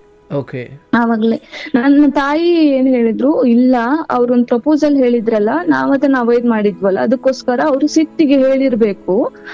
ಹಾಗೇನಾದ್ರು ಇದ್ದಿದ್ರೆ ನಮ್ಗೆ ಗೊತ್ತಾಗಲ್ವಾ ಇವ್ರದ್ದು ವಿಷಯ, ಅಲ್ಲಿ ಅವ್ರ ಬಿಸ್ನೆಸ್ ಎಲ್ಲ ಹೋಗಿ ನೋಡಿ ಬಂದಿದ್ದಾರೆ, ಹಾಗೇನ್ ಇರೋದಿಲ್ಲ, ಏನೋ ಒಂದ್ ಮಾತಿಗೆ ಬಂದಿರ್ಬೇಕು ಅಂತ. ನಾ ಪಕ್ಕದ ಮನೆಯವ್ರು ಸ್ವಲ್ಪ ಡ್ರಿಂಕ್ಸ್ ಮಾಡೋ ಹ್ಯಾಬಿಟ್ ಎಲ್ಲ ಇದೆ ಅವ್ರಿಗೆ, ಅವನೇನೋ ಕುಡ್ದು ಮಾತಾಡಿರ್ಬೇಕು ಆ ದಿನ, ಅದ್ರ ಬಗ್ಗೆ ತಲೆ ಕೆಡ್ಸ್ಕೊಳ್ಳೋದ್ ಬೇಡ, ನಿಂಗೆ ಹೇಗ್ ಅನ್ಸ್ತು ಇವತ್ತು ಅಂತ. ನಾನ್ ಹೇಳ್ದೆ, ನನ್ಗೆ ಯಾವ್ದೇ ಇದು ಅನ್ಸಿಲ್ಲಮ್ಮ, ನೀವ್ ಅದ್ರ ಬಗ್ಗೆ ಎಲ್ಲ ಯೋಚನೆ ಮಾಡ್ಬೇಡಿ, ಹಾಗಿದ್ರೆ ನನ್ಗೆ ಹೇಳ್ಕೊಳ್ಳಿ, ಯಾಕೆ ಅಳ್ತೀರಾ ಸುಮ್ನೆ ಅಂತ ಹಾಗೆಲ್ಲ ಮಾತಾಡಿ ಕೂಡ ವಿಷಯ ಹೇಳಲಿಲ್ಲ. ಇಲ್ಲ, ಅಲ್ಲ ಅದನ್ನ ಕೇಳಬೇಕು ಅನ್ನೋ ಬುದ್ಧಿವಂತಿಕೆ ಇರ್ಬೇಕಲ್ವಾ? ಹೌದು, ಯಾವ ವಿಷಯನ ಯಾರು ಕೂಡ ಕೇಳ್ಬೇಕು. ಏನ್ ವಿಷಯ ಏನು ಹಾಗೆ ಇಲ್ಲ, ಏನು ಗೊತ್ತಿಲ್ಲ, ಯಾರು ಕೂಡ ಕೇಳೇ ಇಲ್ಲ ವಿಷಯ. ಆಮೇಲೆ ಹಿಂಗೆ ಇನ್ನೇನ್ ಮದ್ವೆ, ಇನ್ನೇನ್ ಇನ್ವಿಟೇಷನ್ ಎಲ್ಲ ಪ್ರಿಂಟ್ ಆಗ್ಬೇಕು, ಆ ಟೈಮಲ್ಲಿ ನಾನ್ ಸ್ವಲ್ಪ ಸೈಲೆಂಟ್ ಆಗ್ತಾ ಬಂದೆ. ಅದಕ್ಕೂ ರೀಸನ್ ಇತ್ತು. ಸೈಲೆಂಟ್ ಅಂದ್ರೆ ನನ್ಗ ಫಸ್ಟಿಗಿರೋ ಖುಷಿ ಹೋಗ್ತಾ ಇರ್ಲಿಲ್ಲ. ನನ್ಗೆ ಆಶಾ ಹೇಗಿದ್ದಾಳೆ, ಆಶಾ ಏನಂತಾಳೆ, ಹೀಗೆಲ್ಲ ಎಲ್ರು ಕೇಳುವವರು ನನ್ನ ರಿಲೇಟಿವ್ಸ್ ಎಲ್ಲ.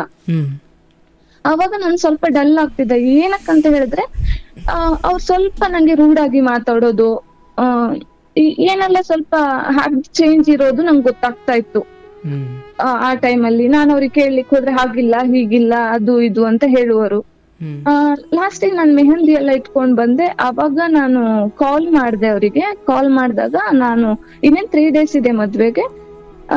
ಕಾಲ್ ಮಾಡಿದಾಗ ಹೇಳಿದ್ರು, ನಾನ್ ಹೊರಗಡೆ ಇದ್ದೀನಿ, ಫೋನ್ ಇಡು ಅಂತ ಹೇಳಿದ್ರು. ಆಮೇಲೆ ಯಾಕೆ ಅಂತ ಇನ್ನು ಮದ್ವೆಗೆ ಒಂದ್ 2 months ಇದ್ದಾಗ್ಲೇ ಒಂದ್ಸರಿ ಇದೇ ಇನ್ಸಿಡೆಂಟ್ ಆಗಿತ್ತು. ಅವಾಗ್ಲೂ ಫೋನ್ ಇಡು ಅಂತ ಹೇಳಿದ್ರು. ನಾನು ಫ್ರೆಂಡ್ಸ್ ಜೊತೆ ಇದ್ದೀನಿ ಹಾಗೆ ಹೀಗೆ ಅಂದ್ರು.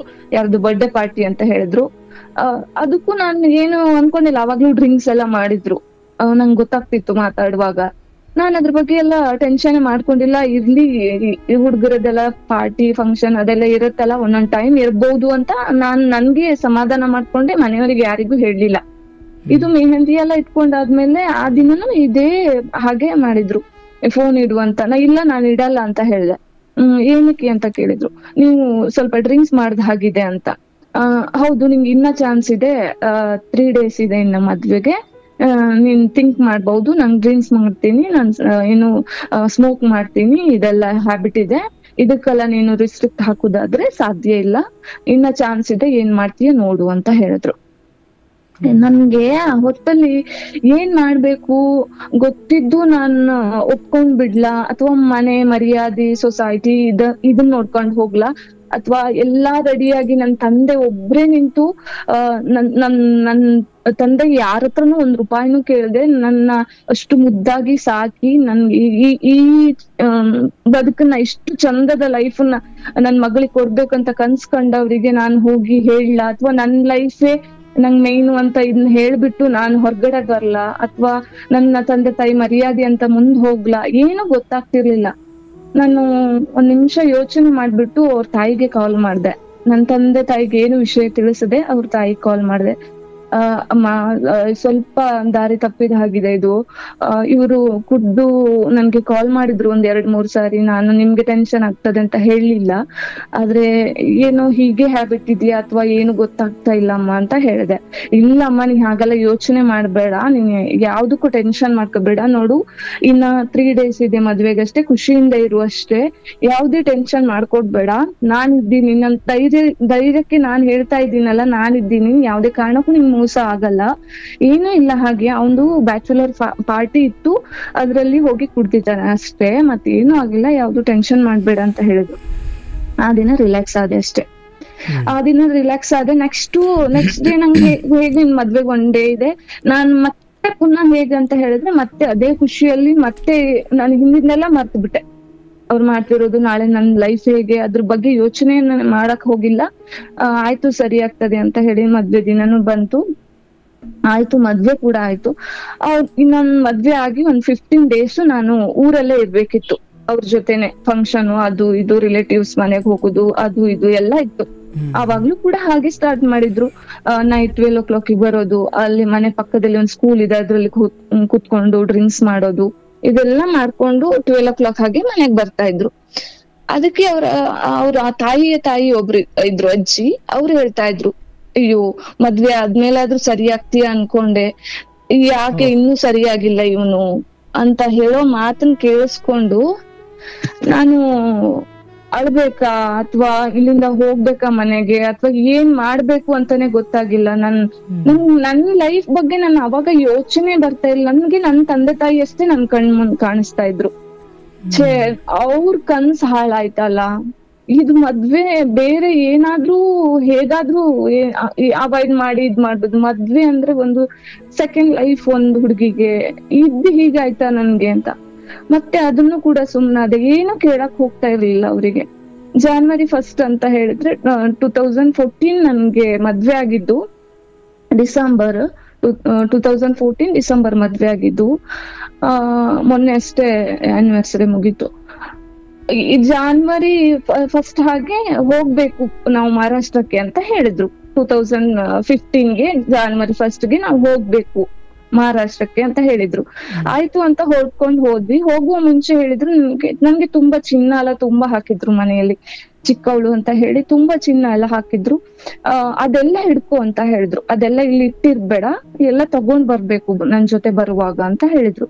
ನಾನಂತ ಅನ್ಕೊಂಡೆ, ನಾವು ಬನ್ಸ್ ಆದ್ರಿಂದ ನಮ್ಗೆ ಎಲ್ಲ ಫಂಕ್ಷನ್ ಅದೆಲ್ಲ ಜಾಸ್ತಿ ಇರತ್ತೆ ಎಲ್ಲ ಕಡೆ. ಮತ್ತೆ ಸ್ವಲ್ಪ ಬನ್ಸ್ ಅಂತ ಹೇಳಿದ ಕೂಡ್ಲೆ ಶೆಟ್ಟೀಸ್ ಅಲ್ಲಿ ಸ್ವಲ್ಪ ಜಾಸ್ತಿ ಚಿನ್ನ ಅದು ಇದು ಅಂತ ಸ್ವಲ್ಪ ಜಾಸ್ತಿನೇ ಮಾಡ್ತಾರೆ. ಅದಕ್ಕೋಸ್ಕರ ಇವ್ರು ಆ ಥಿಂಕಿಂಗ್ ಇಟ್ಕೊಂಡು ನನ್ಗೆ ಇಟ್ಕೊಳ್ಳು ಅದನ್ನೆಲ್ಲ. ಶೆಟ್ಟಿನೇ? ಹೌದು, ಕಾಸ್ಟ್ ಎಲ್ಲ ಸೇಮ್ ಇದೆ ನಮ್ದು. ಇದು ಅರೇಂಜ್ ಮ್ಯಾರೇಜ್ ಆಗಿದ್ರಿಂದ ಅದೇನು ಇಲ್ಲ. ಹಾಗೆ ಅವರು ತಗೋ ಅಂತ ಹೇಳಿದ್ರು, ಎಲ್ಲದೂ ತಗೊಂಡ್ ಹೋದೆ ನಾನು ಮಹಾರಾಷ್ಟ್ರಕ್ಕೆ. ಮಹಾರಾಷ್ಟ್ರದಲ್ಲಿ ತುಂಬಾ ಚೆನ್ನಾಗಿರೋ ಫ್ಲಾಟ್ ಅಲ್ಲಿ ತುಂಬಾ ಚೆನ್ನಾಗಿರೋ 2 BHK ಮನೆ ಮಾಡಿದ್ರು. ಅದಕ್ಕೆ ಬೇಕಾಗಿರೋದು ಎವ್ರಿಥಿಂಗ್ ಹಾಕಿದ್ರು. ವಾಷಿಂಗ್ ಮಿಷಿನ್, ಫ್ರಿಡ್ಜ್, ಮನೆಗೆ ಏನೇನ್ ಬೇಕು ಒಂದ್ ಸ್ಪೂನ್ ತನ್ಕೊಂಡು ಮನೆಯಲ್ಲಿತ್ತು. ಎಲ್ಲಾ ಕೂಡ ಅರೇಂಜ್ ಆಗಿತ್ತು. ನನ್ಗೆ ಹೋದಾಗ ಇವ್ರು ಹೀಗಿದ್ದಾರೆ ನೋಡಿದ್ರೆ, ಇಷ್ಟೆಲ್ಲ ಥಿಂಕ್ ಮಾಡ್ತಾರೆ, ಫ್ಯಾಮಿಲಿ ಬಗ್ಗೆ ತುಂಬಾ ಕನ್ಸರ್ನ್ ಇರ್ಬಹುದು ಇವರಿಗೆ ಅಂತ ಸಮಾಧಾನ ಅದೇ ಅಲ್ಲಿದೆಲ್ಲ ನೋಡ್ಬಿಟ್ಟು. ಸರಿ ಆಗ್ಬಹುದು, ಮದ್ವೆ ಅದ್ರಲ್ಲಿ ಫ್ರೆಂಡ್ಸ್ ಅವ್ರು ಇವರೆಲ್ಲ ಊರಿಗೆ ಬಂದಿರ್ತಾರಲ್ಲ, ಇದ್ರಲ್ಲಿ ಡ್ರಿಂಕ್ಸ್ ಮಾಡಿರ್ಬೇಕು ಹಾಗೆ ಹೀಗೆ ಅನ್ಕೊಂಡ್ ನನ್ನನ್ನೇ ದಿನ ಸಮಾಧಾನ ಮಾಡ್ಕೊಳ್ತಾ ಇದ್ದೆ. ಅದೆಲ್ಲ ಆದ್ಮೇಲೆ ನನ್ಗೆ ಚಿನ್ನ ಕೊಡು ಅಂತ ಹೇಳಿದ್ರು. ನಾನು ಹೇಳ್ದೆ ಯಾಕೆ ಅಂತ. ಬೇಡ, ಇಲ್ಲಿ ಇಡೋದ್ ಬೇಡ, ನಾನ್ ಬ್ಯಾಂಕ್ ಅಲ್ಲಿ ಇಡ್ತೀನಿ ಅಂತ ಹೇಳಿದ್ರು, ಲಾಕರ್ ಅಲ್ಲಿ ಇಡ್ತೀನಿ ಅಂತ ಹೇಳಿದ್ರು. ನಾನ್ ಅದಕ್ಕೆ ಲಾಕರ್ ಅಲ್ಲಿ ಯಾಕೆ ಇರ್ಲಿ ಅಂತ ಹೇಳಿದೆ. ಅದಕ್ಕೆ ಹೇಳಿದ್ರು ಇಲ್ಲ, ಸ್ವಲ್ಪ ಚಿನ್ನ ನಾನ್ ಬ್ಯಾಂಕ್ ಅಲ್ಲಿ ಇಡ್ಬೇಕಾಗತ್ತೆ ಅಂತ ಹೇಳಿದ್ರು.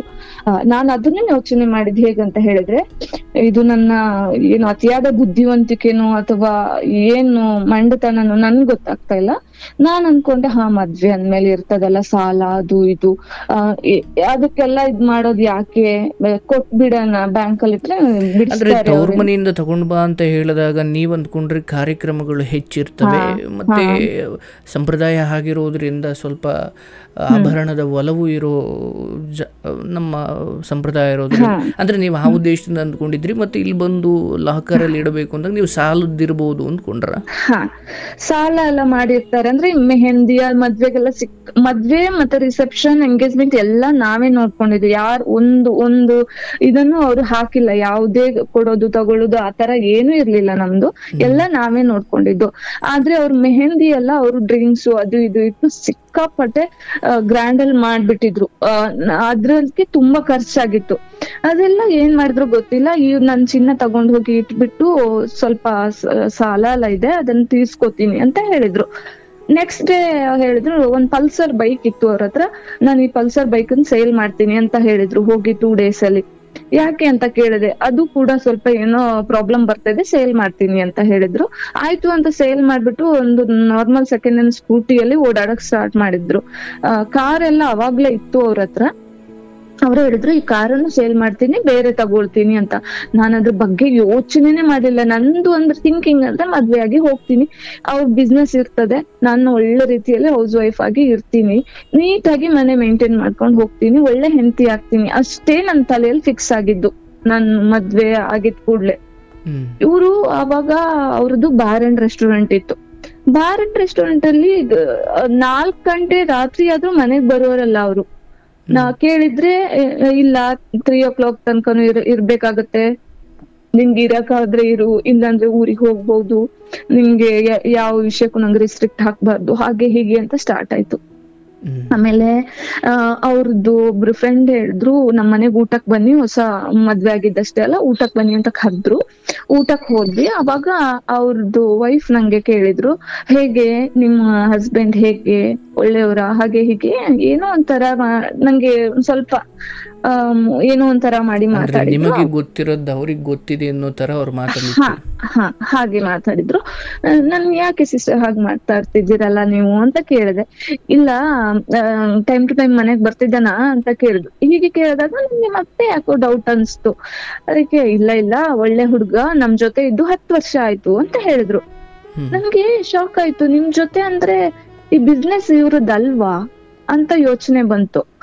ಅವಾಗ ನನ್ ಮನೆಯವರಿಗೆಲ್ಲ ಸ್ವತಃ ಬಿಸ್ನೆಸ್ ಅಂತ ಹೇಳ್ಬಿಟ್ಟು ತೋರಿಸಿ, ಇಷ್ಟಿಷ್ಟು ನನ್ಗೆ ಇದಿದೆ, 2-3 ಲಕ್ಷ ನನ್ಗೆ ತಿಂಗಳಿಗೆ ಇನ್ಕಮ್ ಇದೆ, ಹಾಗೆ ಹೀಗೆ ಎಲ್ಲ ಹೇಳಿದ್ರು. ಇದೆಲ್ಲ ಸುಳ್ಳಾಯ್ತಾ ಹಾಗಾದ್ರೆ ಅಂತ. ನನ್ಗೆ ದುಡ್ಡು ಮೈನ್ ಆಗಿರ್ಲಿಲ್ಲ, ಸುಳ್ಳು ಹೇಳಿದ್ರ ಅನ್ನೋದು ಒಂದೇ ಆಗಿತ್ತು. ಅವಾಗ ಅವರು, ನಾನು ಹೀಗೆ ಮಾತಾಡ್ತಾ ಹೋಗ್ದು, ಹೌದು ನಂದ್ ಹಸ್ಬೆಂಡ್, ಅವ್ರು ಹೇಳಿದ್ದು ಪಕ್ಕದ ಮನೆಯವರು, ನಂದ್ ಹಸ್ಬೆಂಡ್ ಹೋಟೆಲ್ ಇದು, ಇವ್ರು ಮ್ಯಾನೇಜರ್ ಆಗಿ ವರ್ಕ್ ಮಾಡ್ತಿದ್ದಾರೆ ಅಂತ ಹೇಳ್ಬಿಟ್ರು. ನಾನು ಅದ್ರ ಬಗ್ಗೆ ಏನ್ ನನ್ ಮನೆಯವರಿಗೂ ತಿಳಿಸ್ಲಿಲ್ಲ, ಯಾರಿಗೂ ತಿಳಿಸ್ಲಿಲ್ಲ, ಅವ್ರ ಹತ್ರ ಮಾತ್ರ ಮಾತಾಡ್ದೆ. ನೋಡಿ ಎಷ್ಟು ದಿನ ಅಂತ ಬೇರೆ ಇದ್ ಮಾಡ್ತೀನಿ, ನೀವಿಷ್ಟು. ಅವ್ರು ಸ್ವಲ್ಪ ಟ್ಯಾಲೆಂಟ್ ಇದ್ರು ಈ ಲೆಕ್ಕಾಚಾರ ಈ ವಿಷಯದಲ್ಲೆಲ್ಲ ತುಂಬಾ ಟ್ಯಾಲೆಂಟ್ ಇದ್ರು. ನಿಮ್ಗೆ ಇಷ್ಟು ಟ್ಯಾಲೆಂಟ್ ಇದೆ, ಈಗ ಚಿನ್ನ ಅದು ಇದು ಅಂತ ಸುಮ್ನೆ ಹೋಗಿ ಬ್ಯಾಂಕ್ ಅಲ್ಲಿ ಇಟ್ಬಿಟ್ಟು ಇದ್ ಮಾಡ್ತೀರಾ, ಅದೇ ಚಿನ್ನ ಇಟ್ಬಿಟ್ಟು ಒಂದ್ ಸ್ವತಃ ತಂದೆ ಅಂತ ಒಂದು ಉದ್ಯೋಗ ಏನಾದ್ರು ಮಾಡಿ ಅಲ್ಲ. ಯಾಕೆ ನನ್ ಮನೆಯವ್ರಿಗೆ ನನ್ಗೆ ಇದ್ನ ಹೇಳಕ್ ಇಷ್ಟ ಆಗಲ್ಲ, ನಿಮ್ದೆ ಅಂತ ಏನಾದ್ರು ಮಾಡಿ. ಇನ್ನು ಮಕ್ಕಳು ಅದು ಇದಾದ್ಮೇಲೆ ಅದ್ ಇನ್ನ ನಮ್ಗೆ ಲೋಡ್ ಜಾಸ್ತಿ ಆಗತ್ತೆ, ನಿಮ್ದೇನಾದ್ರು ಅಂತ ಮಾಡಿ ಅಂತ ಹೇಳಿದ್ಮೇಲೆ ಒಂದು ಹೋಟೆಲ್ ನೋಡಿದ್ರು. ಹೋಟೆಲ್ ನೋಡ್ಬಿಟ್ಟು ಆ ಹೋಟೆಲ್ಗೆ ಸ್ವಲ್ಪ ಹಣ ಹಾಕ್ಬಿಟ್ಟು ಬೇರೆಯವ್ರಿಗೆ ಬಿಟ್ಕೊಟ್ಬಿಟ್ರು. ಬೇರೆಯವರು ಹುಡ್ಗ ನೋಡ್ಕೊಂಡ್ ಹೋಗುದು, ಅವ್ನೆಷ್ಟ್ ತಿಂತಾನೋ ಅದ್ರದ್ದು ಉಳ್ದಿದ್ದು ಇವ್ರಿಗೆ. ಇವ್ರು ಹೇಗಂತ ಹೇಳಿದ್ರೆ, ಅವ್ರು ಮೊದ್ಲು ಯಾರ ಜೊತೆ ಕೆಲಸ ಮಾಡ್ತಿದ್ರು ಆ ಹೋಟೆಲ್ ಬಿಡಕ್ಕೆ ಇಷ್ಟ ಇಲ್ಲ ಇವ್ರಿಗೆ. ಅಲ್ಲಿ ಏನಿದೆ ಅಂತಾರೆ, ಡ್ರಿಂಕ್ಸ್ ಇದೆ, ಕಾರ್ಡ್ಸ್ ಆಡ್ಲಿಕ್ಕೆ ಬರ್ತಾರೆ, ಜೂಜಾಟ ಅದು ಇದು ಎಲ್ಲಾ ಇದೆ ಆ ಏರಿಯಾದಲ್ಲಿ. ಇವ್ರಿಗೆ ಅದನ್ನ ಬಿಡಕ್ ಇಷ್ಟನೇ ಇಲ್ಲ. ನನ್ನ ಫೋರ್ಸಿಗೆ ಹೋಗಿ ಬೇರೆ ಕಡೆ ಹೋಟೆಲ್ ಮಾಡಿದ್ರು ಅಷ್ಟೇ. ಹಾಕಿದ್ದು ಬರ್ತಾ ಇರ್ಲಿಲ್ಲ. ಇವರು ಕುಡಿಯೋದು ಮಾಡೋದು, ರಾತ್ರಿ 4 ಗಂಟೆ 5 ಗಂಟೆ ಬರೋದು. ನಾನು 1 ವರ್ಷ ರಾತ್ರಿ 3 ಗಂಟೆ ತನಕನೂ ಊಟ ಮಾಡ್ದೆ ಕಾಯೋದು ಅವರಿಗೆ ಬರ್ತೇನೆ. ಅದನ್ನೆಲ್ಲ ಅವ್ರು ತಂಗಿ ಗಂಡನಿಗೆ ಗೊತ್ತಾಯ್ತು, ಇವಳು 3 ಗಂಟೆ ತನಕ ಊಟ ಮಾಡಲ್ಲ, ಏನ್ ಹೆಲ್ತ್ ಏನಾಗತ್ತೆ ಹಾಗೆ ಹೀಗೆ ಅಂತ ಹೇಳಿ ಅವ್ರು ನನ್ಗೆ ಬಂದ್ ಹೇಳಿದ್ರು, ನೀನು ಹೀಗೆ ಇದ್ರೆ ಆಗುದಿಲ್ಲ, ನೀನ್ ಸ್ವಲ್ಪ ಚೇಂಜ್ ಆಗ್ಬೇಕು, ಅವನಿಗೆ ಸ್ವಲ್ಪ ಸ್ಟ್ರಿಕ್ಟ್ ಮಾಡ್ಬೇಕು ನೀನು ಅಂತ. ನಾನು ಅವ್ರಿಗೆ ಕೇಳ್ತಾ ಇದ್ದೆ, ನಿಮ್ಗೆ ಗೊತ್ತಿರ್ಲಿಲ್ವಾ ಅವ್ರು ಮೊದ್ಲು ಹೀಗಂತ? ಯಾಕೋಸ್ಕರ ನನ್ನ ಅಣ್ಣನಿಗೆ ಈ ಪ್ರಪೋಸಲ್ ಹೇಳಿದ್ದು ನೀವು? ಅವರ ಭಾವನು ನನ್ನ ಅಣ್ಣನು ತುಂಬಾ ಕ್ಲೋಸ್, ಹಾಗಾಗಿ ಈ ಪ್ರಪೋಸಲ್ ಆಗಿದ್ದು. ಅವ್ರ ತಂಗಿ ಗಂಡನು ನನ್ನ ಅಣ್ಣನು ತುಂಬಾ ಕ್ಲೋಸ್, ಕಾಲೇಜ್ ಫ್ರೆಂಡ್ಸ್ ಅವರಿಬ್ರು. ಹಾಗಾಗಿ ಈ ಪ್ರಪೋಸಲ್ ಆಗಿತ್ತು. ನಿಮ್ಗೆ ಗೊತ್ತಿರ್ಲಿಲ್ವಾ ಅಂತ ನಾನು ಕೇಳಿದಾಗ, ಇರ್ಲಿ ಆಗಿದ್ದಾಯ್ತು, ಅದ್ರ ಬಗ್ಗೆ ಯೋಚನೆ ಮಾಡ್ಬಾರ್ದು ಅಂತ ಹೇಳಿದ್ರು. ಅದೆಲ್ಲ ಆಯ್ತು. ಸ್ವಲ್ಪ ದಿನ ಹೋಗ್ತಾ ಹೋಗ್ತಾ ಹೋಗ್ತಾ ನಾನು ಅವ್ರು ಹೇಳಿದ ಹಾಗೆ ನಾನು ಸ್ವಲ್ಪ ಕೇಳಕ್ ಸ್ಟಾರ್ಟ್ ಮಾಡ್ದೆ. ಯಾಕೆ ಕುಡಿತೀರಾ, ಯಾಕೆ ಇಷ್ಟೊತ್ ಮಾಡ್ತೀರಾ, ಅದೆಲ್ಲ ಹೊಡಿಯಕ್ಕೆ ಇದ್ ಮಾಡಕ್ಕೆ ಎಲ್ಲ ಸ್ಟಾರ್ಟ್ ಆಯ್ತು. ಸಿಕ್ಕಾಪಟ್ಟೆ ಹೊಡಿತಾ ಇದ್ರು.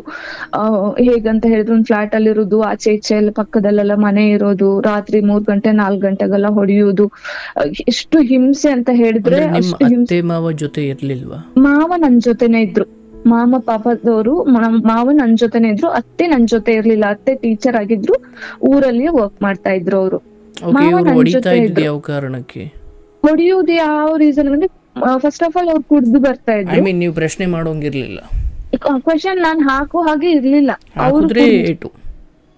ಏಟು ಅಂತ ಹೇಳಿದ್ರೆ ನಾನು ಯಾಕೆ ಹೀಗ್ ಮಾಡ್ತೀರಾ, ನನ್ ಜೀವನ ಹಾಳಾಯ್ತಲ್ಲ, ನನ್ ಲೈಫ್ ಹೀಗಾಯ್ತಲ್ಲ ಅಂತ ಹೇಳಿದ್ ಕೂಡ ಅವ್ರಿಗೆ ಕೋಪ ಬರೋದು. ಹೋಗು ನಿನ್ ಮನೆಗ್ ಹೋಗು, ಇವಾಗ್ಲೇ ನಿನ್ ಕರಿಮಣಿ ತಗ್ಗಿ ಅಂತ ಹೇಳಿ ಕುತ್ತಿಗೆಗೆ ಇದ್ ಮಾಡೋದು. ಇನ್ನೇನ್ ಮದ್ವೆ ಆಗಿ 1 ವರ್ಷನೂ ಆಗಿಲ್ಲ, ಈ ತರ ಹಿಂಸೆ ಕೊಡಕ್ ಸ್ಟಾರ್ಟ್ ಮಾಡಿದ್ರು. ಅವಾಗ ಒಂದಿನ ನಾವ್ ತಾಯಿಗೆ ಹೇಳ್ಬಿಟ್ಟೆ, ನಂಗೆ ಹಿಂಗೀಗ ಆಗ್ತಾ ಇದೆ, ನಾನ್ ಏನ್ ಮಾಡ್ಲಿ ಅಂತ. ಇಲ್ಲ, ಒಂದ್ ಮಗು ಆದ್ಮೇಲೆ ಕರೆಕ್ಟ್ ಆಗತ್ತೆ, ಯಾಕೆ ಟೆನ್ಷನ್ ಮಾಡ್ಕೋಬೇಕು, ಅದಕ್ಕೆಲ್ಲ ಇರುತ್ತೆ ಅವ್ರಿಗೆ. ಅವಂದು ಈಗ ಬಿಸ್ನೆಸ್, ಊರಲ್ಲಿ ಇಷ್ಟು ದಿನ ಇದ್ದ, ಅವ್ರ ಮದ್ವೆದು ಅದು ಇದು ಖರ್ಚು ಟೆನ್ಷನ್ ಎಲ್ಲ ಇರುತ್ತೆ, ನೀನೇನು ಕ್ವಶನ್ ಮಾಡ್ಬೇಡ ಹಾಗೆ ಹೀಗೆ ಅಂತ ಹೇಳೋರು. ಈ ನಾನಿದ್ದೀನಿ ಅಂತ ಹೇಳಿದವ್ರು ಇವ್ರೇ ಅಲ್ವಾ? ಹೌದು ಹೌದು, ನಾನಿದ್ದೀನಿ ಅಂತ ಹೇಳಿದ್ದು ಇವ್ರೆ. ಎಲ್ಲ ವಿಷಯಕ್ಕೂ ಸಮಾಧಾನ ಮಾಡುವವರು. ನಂದೊಂದ್ ಜೀವನ ನೋಡು, ನನ್ ಲೈಫ್ ನಾನ್ ಟೀಚರ್ ಆಗಿ ವರ್ಕ್ ಮಾಡ್ಕೊಂಡು ನನ್ ಲೈಫ್ ನಾನ್ ನೋಡ್ಕೊಳ್ತಾ ಇದ್ದೀನಿ, ನನ್ ಮಕ್ಳು ಚೆನ್ನಾಗಿರ್ಬೇಕು, ನೀವು ಖುಷಿಯಾಗಿರ್ಬೇಕು, ನೀವು ನಂಗೆ ಏನು ಕೊಡೋದ್ ಬೇಡ, ನಿಮ್ ಹಣ ನಾನು ಎಕ್ಸ್ಪೆಕ್ಟ್ ಮಾಡಲ್ಲ, ನನ್ಗೆ ಏನು ಬೇಡ, ನೀವು ಚೆನ್ನಾಗಿರ್ಬೇಕು ಅನ್ನೋರು. ನಂಗೆ ಅವಳು ನೋಡ್ಬಿಟ್ಟು ನಂಗೆ ಇರ್ಲಿ, ಯಾಕೆ ನಾನು ಅವ್ರ ಕಣ್ಣಲ್ಲಿ ಯಾಕೆ ನೀರ್ ಹಾಕ್ಬೇಕು ಅಂತ ಹೇಳಿ ನಾನ್ ಆ ಅಳು ನಿಮ್ಗೆ ಸ್ಪಷ್ಟವಾಗಿ ಹೇಳ್ತಾ ಇತ್ತು, ಇಲ್ಲಿ ನಾನು ಅಂದುಕೊಂಡಿದ್ದಕ್ಕಿಂತ ಮೀರಿ ಏನೋ ನಡೆದಿತ್ತು, ಅಥವಾ ಅವ್ರ ವರ್ತನೆ ನನ್ನ ನಿರೀಕ್ಷೆಗೂ ಮೀರಿ ಜಾರಿ ಹೋಗಿತ್ತು ಅಂತ? ಹೌದು ಹೌದು. ಅಂದ್ರೆ ಆ ಅಜ್ಜಿ ಹೇಳ್ದಾಗ್ಲೇ ನಿಮ್ಗೆ ಅರ್ಥ ಆಯ್ತು ಅಂದ್ಕೊಳ್ತೀನಿ. ಹೌದು ಹೌದು. ಅಯ್ಯೋ, ಮದ್ವೆ ಆದ್ಮೇಲೆ ಆದ್ರೂ ಸರಿ ಹೋಯ್ತಾನೆ ಅಂದ್ಕೊಂಡಿದ್ದೆ. ಅವರು ಇಡೀ ಫ್ಯಾಮಿಲಿ ಏನಿತ್ತು ಅಂತ ಹೇಳಿದ್ರೆ, ಇವ್ನು ಮದ್ವೆ ಆದ್ಮೇಲೆ ಸರಿ ಹೋಗ್ತಾನೆ, ಮದ್ವೆ ಆಗ್ಬೇಕು, ಅವಾಗ್ಲೇ ಕರೆಕ್ಟ್ ಆಗುದು ಇವನು ಅಂತ ಹೇಳಿ ಅವ್ರು ಫಿಕ್ಸ್ ಆಗಿದ್ರು ಎಲ್ರು ಕೂಡ. ಅವ್ರ ತಾಯಿ ಅಜ್ಜಿ ಮನೆಯವರು ತುಂಬಾ ಕೂಡು ಕುಟುಂಬ ಅವರದ್ದು. ಜಾಯಿಂಟ್ ಫ್ಯಾಮಿಲಿ ಇರೋದ್ರಿಂದ ಎಲ್ಲ ಇರೋದು ಮಹಾರಾಷ್ಟ್ರದಲ್ಲಿ, ಅಜ್ಜಿ ಮತ್ತೆ ಅಮ್ಮ ಮಾತ್ರ ಊರಲ್ಲಿ ಇರೋದು. ಎಲ್ರು ಕೂಡ ಮಹಾರಾಷ್ಟ್ರದಲ್ಲಿ ಸ್ವಂತ ಮನೆ, ಸ್ವಂತ ಬಿಸ್ನೆಸ್ ಎಲ್ಲ ಮಾಡ್ಕೊಂಡು ಎಲ್ರು ಸ್ಟ್ಯಾಂಡರ್ಡ್ ಅಲ್ಲೇ ಇದ್ರು. ಅದಕ್ಕೆ ಅವರು ಭಾವನ ಅವರು ಹೇಳಿದ್ರು, ಎಲ್ರದ್ದು ಮನೆ ಆಗಿದೆ, ನೀವು ಒಂದು ಬಾಕಿ ಇದೆ, ಏನ್ ಮಾಡಿ ಅಂತ ಹೇಳಿದ್ರೆ, ಅವನು ಹೀಗೆ ಕುಡ್ದು ತಿಂದು ಹಾಳು ಮಾಡ್ತಾನೆ, ಅವನಿಗೆ ಇನ್ಕಮ್ ಇದೆ, ನೀವೊಂದು ಮನೆ ನೋಡಿ, ಫ್ಲಾಟ್ ನೋಡಿ ಅಂತ ಹೇಳಿದ್ರು.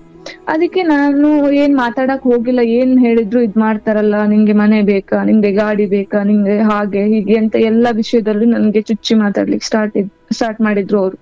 ನಾನು ಹೇಳಿದ್ರೆ ಭಾವನಿಗೆ, ನೀವೇ ಮಾತಾಡಿ ಅದನ್ನ, ನಾನ್ ಮಾತಾಡಕ್ ಹೋಗಲ್ಲ ಅಂತ. ಅವ್ರೇನೋ ಹಠ ಮಾಡಿ ಅವ್ರಿಗೆ ಒಂದು ಫ್ಲಾಟ್ ನೋಡ್ಲಿಕ್ಕೆ ಹೇಳಿದ್ರು.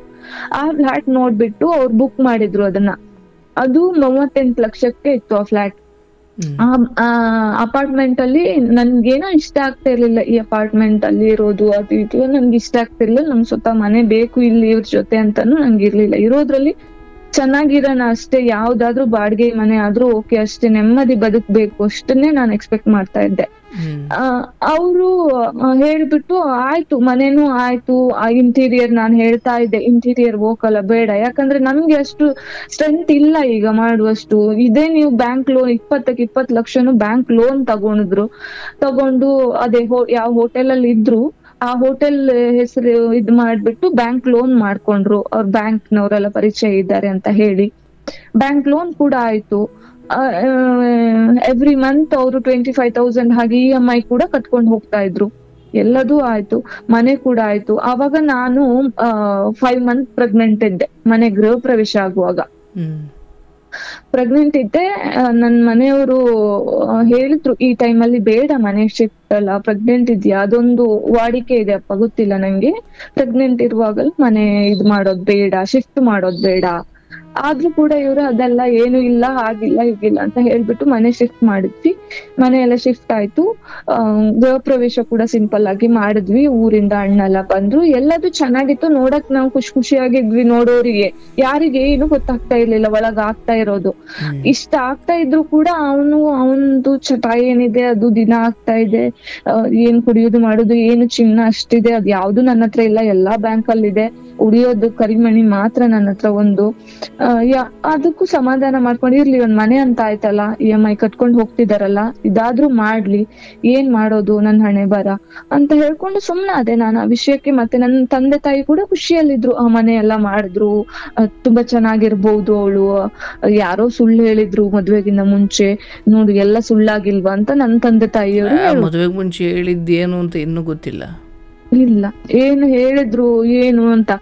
ಆಮೇಲೆ ಇಷ್ಟೆಲ್ಲ ಆದ್ಮೇಲೆ ನನ್ನ ಅಣ್ಣ, ನನ್ ದೊಡ್ಡಮ್ಮನ ಮಗ ನಂಗೆ ಕಾಲ್ ಮಾಡಿದ, ಹೇಗಿದ್ಯಾ, ಏನು ಚೆನ್ನಾಗಿದ್ಯಾ, ಎಷ್ಟ್ ಮಂತ್ ಈಗ, ಯಾವಾಗ ಊರಿಗೆ ಬರ್ತೀಯಾ, ಯಾವಾಗ ಸೀಮಂತ, ಇದೆಲ್ಲ ಮಾತಾಡ್ತಾ ಹೇಳ್ದ. ಅವಾಗ ನೋಡು ನಿನ್ ಗಂಡನಿಗೆ ಹೇಳಿದ್ರು, ಅವನ್ ಕುಡಿತಾನೆ, ಅವನು ಜೂಜಾಟ ಆಡ್ತಾನೆ, ಅವನು ಇದ್ದವ್ರಿಗೆಲ್ಲ ರಾತ್ರಿ ಹೋಗಿ ಎಲ್ರಿಗೂ ರೌಡಿಸಮ್ ಮಾಡಿ ಹೊಡಿತಾನೆ ಮಾಡ್ತಾನೆ ಅಂತ ಕೆಟ್ಟ ಮಾತೆಲ್ಲ ಬಂದಿತ್ತು. ಅದೆಲ್ಲ ಸುಳ್ಳಾಗಿಲ್ವಾ, ಈಗ ಮನೆ ಆಗಿದೆ ನೋಡು, ಅದೇ ಟೈಮಲ್ಲಿ ಹೊಸ ಕಾರ್ ಕೂಡ ತಗೊಂಡ, ಎಲ್ಲ ಬಂತು ನೋಡು, ಅದ್ ನಂಬಿದ್ರೆ ಈ ಪ್ರಪೋಸಲ್ ಬೇಡ ಅಂತ ಬಿಟ್ಟಿದ್ರೆ ನಿಂಗೆ ಲಾಸ್ ಆಗ್ತಿತ್ತು ನೋಡು, ಹಾಗೆ ಹೀಗೆ ಹೇಳಿದ್ದ ಅವನು. ನಾನು ಹತ್ಕೊಂಡು ನನ್ನಷ್ಟಕ್ಕೆ ನನ್ ಮನ್ಸಲ್ಲಿ ಇದ್ ಮಾಡ್ಕೊಂಡು, ಹೌದಣ್ಣ ಹೌದಲ್ವಾ ಅಂತ ಹೇಳ್ಕೊಂಡು ಸುಮ್ನಾದೆ. ಅಲ್ಲಿಯೂ ಬಿಟ್ಕೊಟ್ಟಿಲ್ಲ ಇವ್ರನ್ನ. ನಮ್ಗೆ ಊರಿಗೆ ಹೋದಾಗ ಅಥವಾ ನನ್ನ ಗಂಡನಿಗೆ ಮರ್ಯಾದೆ ಬೇಕು, ನನ್ನ ರಿಲೇಟಿವ್ಸ್ ಯಾರು ಮರ್ಯಾದೆ ಕೊಡಲ್ಲ ನಾವು ನಿಜ ಹೇಳಿದ್ರೆ ಅಂತ ಹೇಳ್ಕೊಂಡು, ನನ್ ತಂದೆ ತಾಯಿ ರೆಸ್ಪೆಕ್ಟ್ ಮಾಡಲ್ಲ, ಇವ್ರ ರಿಲೇಟಿವ್ಸ್ ರೆಸ್ಪೆಕ್ಟ್ ಮಾಡಲ್ಲ ಅಂತ ಎಲ್ಲದೂ ಹೈಡ್ ಮಾಡ್ಕೊಂಡೆ ಬಂದೆ. ಯಾರಿಗೂ ಹೇಳಿಲ್ಲ ಏನು ಕೂಡ. ಸೀಮಂತಕ್ಕಂತ ಊರಿಗೆ ಹೋದೆ. ಊರಿಗೆ ಹೋಗಿ ಅಲ್ಲಿ ಸೀಮಂತ ಕೂಡ ಮಾಡಿದ್ರು. ಸೀಮಂತ ಚೆನ್ನಾಗೇ ಆಯ್ತು. ಮತ್ತೆ ರಿಟರ್ನ್ ಬರ್ತಾ ಹೇಳಿದ್ರು ಅವ್ರ ತಂಗಿ ಮತ್ತೆ ಅವ್ರಿಬ್ರು ಹೇಳಿದ್ರು, ಲೋನ್ ಎಲ್ಲ ತುಂಬಾ ಇದೆ ಅಲ್ಲ, ನೀವೀಗ ಸೀಮಂತಕ್ಕೆ ಏನು ಚಿನ್ನ ಇದಿದೆ ಅದನ್ನೇ ಕೊಡಿ ನಮ್ಗೆ ಅಂತ ಹೇಳಿದ್ರು. ತಗೊಂಡ್ ಹೋಗ್ತೀವಿ, ಬ್ಯಾಂಕ್ ಅಲ್ಲಿ ಇಡ್ತೀನಿ ಅಂತ ಹೇಳಿದ್ರು. ನಾನು ಎಲ್ಲಾ ಚಿನ್ನ ಎತ್ತಿ ಅವ್ರಿಗೆ ಕೊಟ್ಟೆ. ಸೀಮಂತ ಆಗಿದ್ ನೆಕ್ಸ್ಟ್ ಡೇನೆ ಮತ್ತೆ ತಗೊಂಡು ಹೋಗಿ ಬ್ಯಾಂಕ್ ಅಲ್ಲಿ ಇಟ್ರು ಎಲ್ಲ ಚಿನ್ನ ಬ್ಯಾಂಕ್ ಅಲ್ಲಿ ಇಟ್ಬಿಟ್ಟು, ಮನೆದ್ ಲೋನ್ ಇದೆ ಅದನ್ನೆಲ್ಲ ಸ್ವಲ್ಪ ಕ್ಲಿಯರ್ ಮಾಡ್ತೀನಿ ಅಂತ ಹೇಳಿ ತಗೊಂಡ್ ಹೋಗಿದ್ರು 10-15 ಲಕ್ಷ ಚಿನ್ನ ಬ್ಯಾಂಕ್ ಅಲ್ಲಿ. ಅದೇನ್ ಮಾಡಿದ್ರು ನಂಗೆ ಗೊತ್ತಿಲ್ಲ. ಮನೆ ಲೋನ್ ಅಂತೂ ಕ್ಲಿಯರ್ ಆಗಿಲ್ಲ.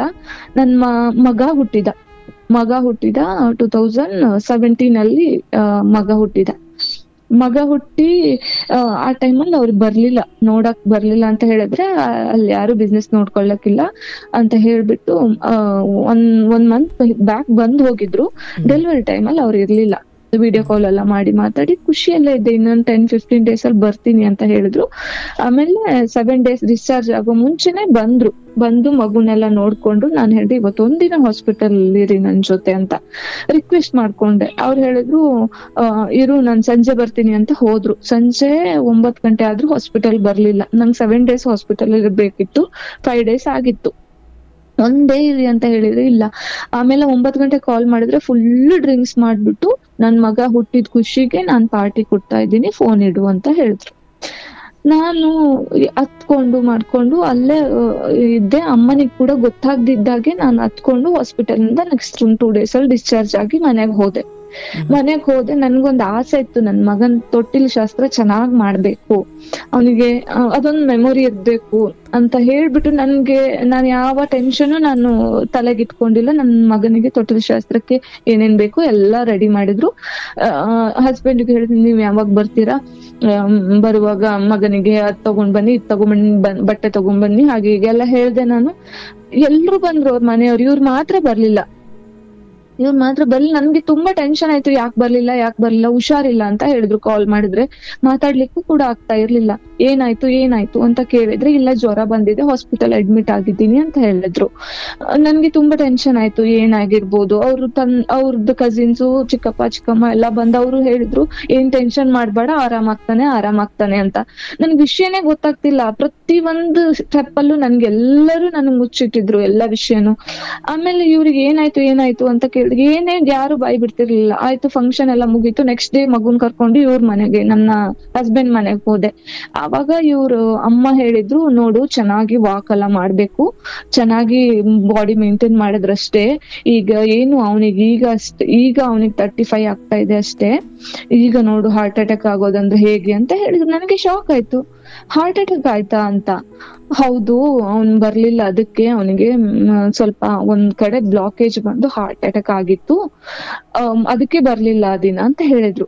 ನಾನ್ ನೆಕ್ಸ್ಟ್ ಡೇನೆ ನಾನು ಹೇಳ್ದೆ ನಂಗೆ ಇರಕ್ಕಾಗಲ್ಲ, ನಾನು ಹೋಗ್ಬೇಕು, ಮಹಾರಾಷ್ಟ್ರಕ್ಕೆ ಹೋಗ್ಬೇಕು ನಂಗೆ.